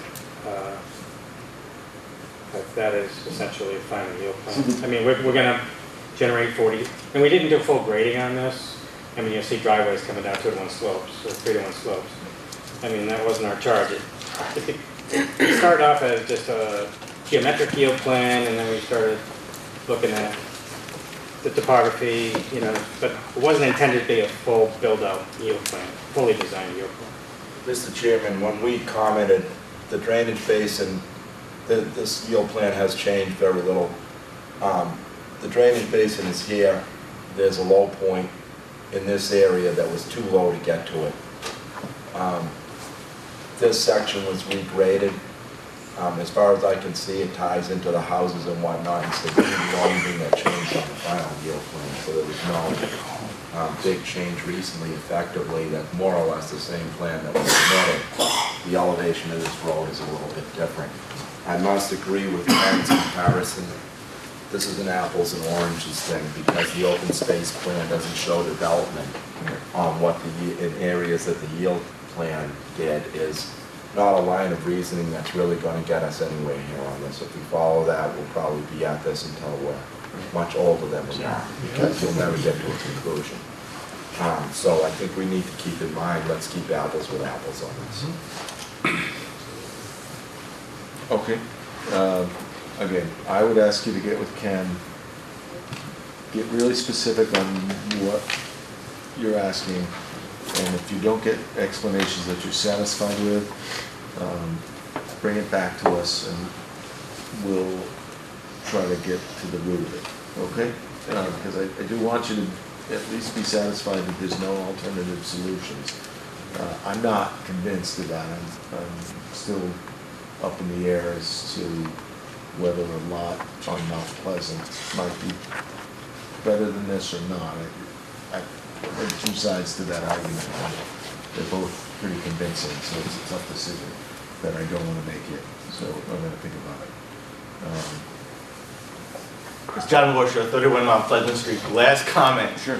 sorry, is I think if eliminating the sidewalk would satisfy all of the people who would have been affected and facing the sidewalk, at the same time, it would allow for that Road A to be moved, which would give Mr. Doring some satisfaction, and at the same time, it might allow you to be able to move the house that's giving Mr. Stoidel angst at the same time, so it could satisfy a number of people's concerns. Yeah, I'm not sure that eliminating the sidewalk would have any impact on Mr. Stoidle's Well, concerns, but... if it moved the road, I guess, down and, down and to the left, it might change some of the configurations and allow that lot to move to be configured in a different proportion that might not even look at towards the house. I understand your point. Okay. Anyone else? I'll make it real quick. Bill Weir, 52 Mount Pleasant. I know you're kind of trading off one thing for another and moving one house from one person's backyard into another. Moving it from where it is now, I don't see any gains. Leaving it where it is now, they're offering hiking trails and some limited parking and stuff like that. So I see more of a benefit in having it stay where it is and having access to the hiking trails rather than to move it from one person's yard to another and wind up with nothing. Okay, thank you. I just want to add to that also, it's going to be closer to two houses. Right now, it's about 110 feet away from Mr. Strudel, and if we put it there, it's going to be about 60 feet away from two houses. Okay. Anyone else? Sir. Sean here, 43 Mount Pleasant. Just one other comment on the Mount Pleasant Street lot. That's a very wet lot. I know the wetlands are shown on the map, but it's a very wet lot, and there is drainage that the town had done off of Mount Pleasant Street to bring water into that lot, which just adds to the wet design. All right. Just as a point of information on that lot, that comment is correct, and most of the lot is in the wetland buffer. And under the approved plan for the 3 lots when this was called Danis Estates, they had a wetland crossing to get to the upland area for the lots at the rear. They had a wetland crossing through that wetlands for the roadway. So that is a very wet lot, and I think it would be difficult to get a building permit on that lot. So how is it that the conventional yield uses that as the outlet? I don't understand. If it's Because the road is in the same location as what was approved for the wetland crossing in the first plan. There's like a 400 or 500 square foot fill, green crossing with walls. They had gone to the Conservation Commission, Yeah, I mean, gotten like the a 10 permission to fill that wetland. There was gonna be walls and those types of, retaining walls, and that would be like 444 square foot fill area on the wetland. Okay, so that was approved by Conservation Commission? Yes. All right. Well, regardless, I think the conventional plan is less desirable of the 2 plans, and we've had the board vote on that already, although, not on the 26 lots. Clearly the conventional plan would be more impactful for many more neighbors. All right. So I think we've aired everybody's concerns. Mr. Ormond, did you have any further comments? I thought you were about to say something. Yeah, we've tried to, the way that the current design is, we've added the Road C there. We haven't really talked about Road C yet, but we put Road C there to kind of spread out the neighborhood and create a more open space feel, kind of what you were saying, Mr. Strudel, to kind of take some houses away from the front and remove congestion from the whole neighborhood. So by putting this out here, we're hoping that you approve this as well. We've kind of opened up the middle of the neighborhood here, we've opened it up here, so it's going to be a beautiful neighborhood. And we took one lot away from here as well. So this new design kind of tries to encapsulate what you were talking about. It took us about 2 months to do this, working with Ken we know every inch of this property here, and we did the best we could to keep the houses away from the wetlands, to accommodate drainage, and to pretty much satisfy everybody with buffering and everything. So it's a really well thought out plan. We spent probably $50,000 just on that plan alone, and there's probably about 500 hours of work thinking about every consideration. Okay. Mr. McGee? Just one final comment. To lot 25, you relocated to the end of the cul-de-sac there on road C. There's two empty spaces there, right? Ken, I think I know the answer to this, but do you understand the question? Did you hear that? Yeah. Lots 26. So the question is, could it be over in this area here, at the end of Road C? It drops off very steeply at the end of Road C. This is a bordering vegetated wetland, so it's under the state bylaw. We are trying to keep 100 feet from that. These are local bylaw wetlands, isolated wetlands. It would require a lot of fill, and it would be a lot closer to the wetland. We'd have to revisit that with the Conservation Commission as well. And just to add, if there's fill, that means there's a requirement for heavy trucks on the narrow Mount Pleasant Street. Right. And Yep. More. You're talking about 30 truckloads, 50 truckloads? Oh, it would be well over 30. Yeah, I mean, I'd have to run the volume calculations. But It's more distraction, more wear and tear on the road. Yeah, it's a temporary aggravation as opposed to a permanent aggravation for Mr. Stoidle. So I have to consider that. I'd like to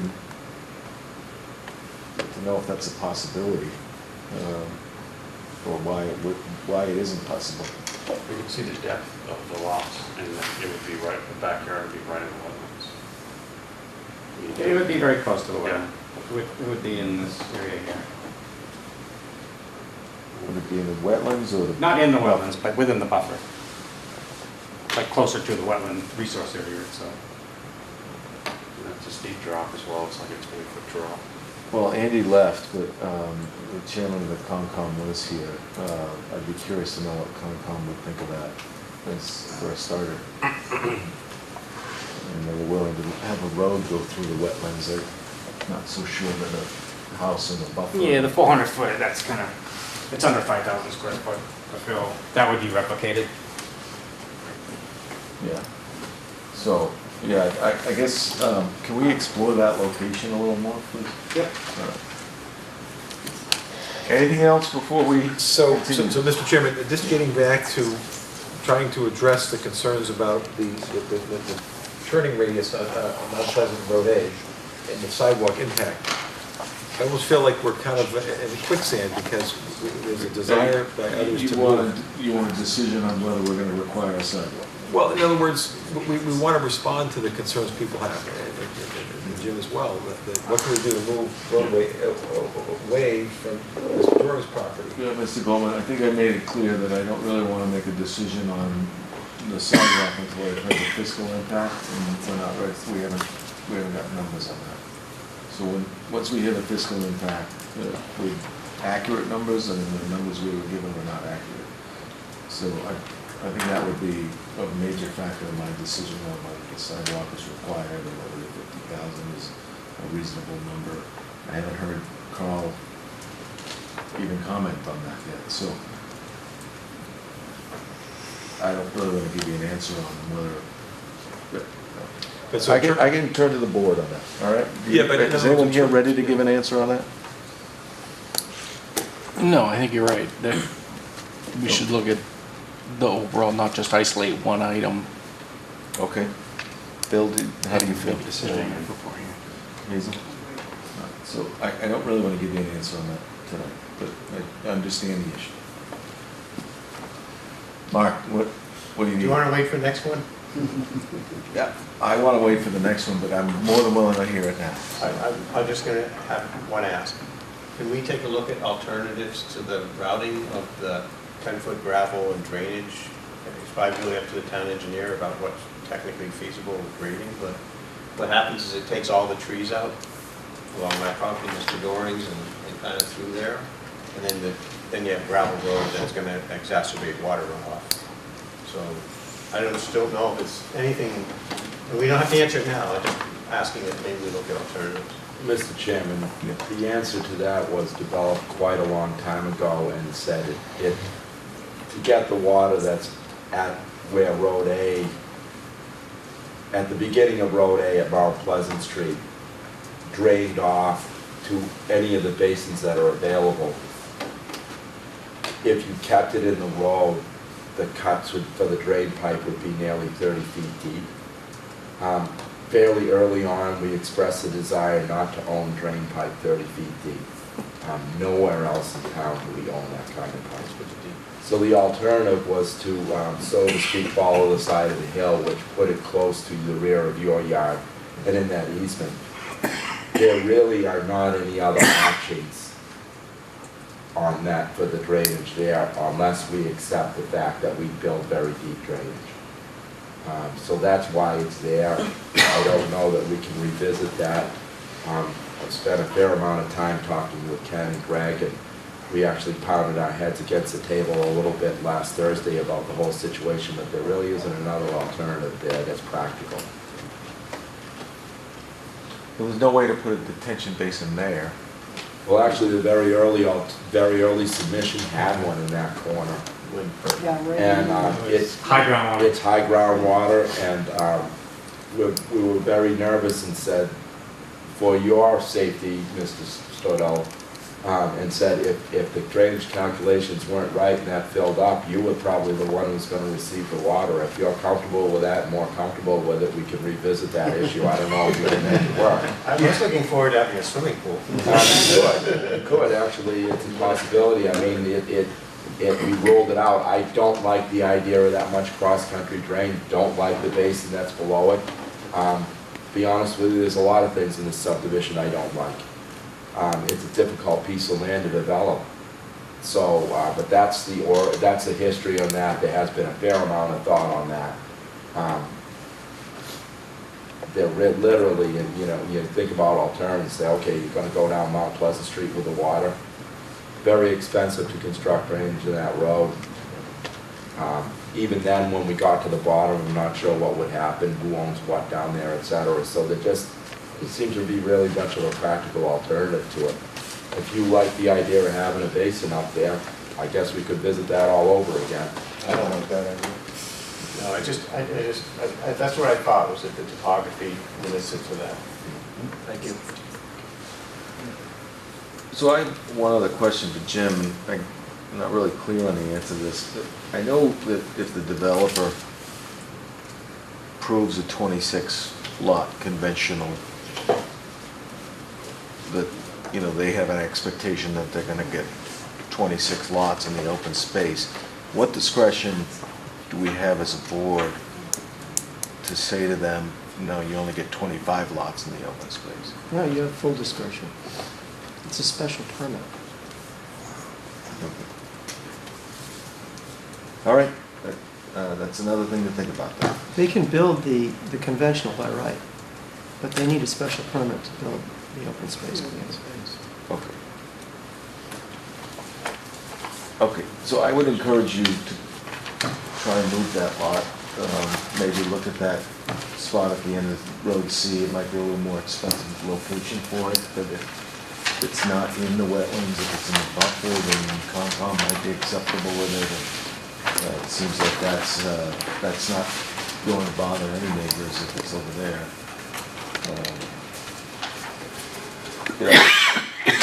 I think if you built the conventional, it would bother a lot of neighbors. So I would say that that's probably not the best solution. All right. We've been at it for over an hour. Just one question. If we do build it on the back of the cul-de-sac, I would personally desire that, but would you let us grade into the wetlands? We don't have the authority to do that. Yeah, you'd have to Conservation. I think, John, you want to know, could you grade into the open space? Yeah, well We'll end up with probably a 16-foot high retaining wall. Wow. So, if they allow it, we'd move it in a heartbeat, but there's so many restrictions and regulations that it's very hard to do anything with this land. Okay. Okay, all right, So, Mr. Chairman, when would be the next available date? the 15th. So if somebody would, Seven, the 15th? 15th is maybe- 15th and if somebody cares in motion. I move that we continue the public hearing for Silver Hollow Estates to May 15th at 7 PM. Second. Any discussion? All those in favor? That's 4-0. All right, thank you all for coming. Thank you very much. Thank you. Jim, I'm going to ask everyone, we do have to wrap up the meeting, so if you can try to be quiet on the way out. Take any conversations in the hallway. So, I'm going to wait for Jim. I don't see any other new business, old business. Anyone else have anything? Out of the 8 items with this, 2 were rectified, I would say. Yeah, we can't, we continue the hearing, so we can't have that discussion right now. Should have brought it up 10 minutes ago. Actually, I want to have it, never mind. Oh, sorry. You and I can talk about it later. Let's do that. But we can't talk about it in a public meeting. Some time. So we can talk, on the 15th, we can talk about it, or call me anytime. Okay. Any other business, Jim? Nope. Okay, anybody care to make a motion? I move the adjournment. Do I hear a second? You have a second. All those in favor? That is 4-0. Thank you very much. Have a nice night.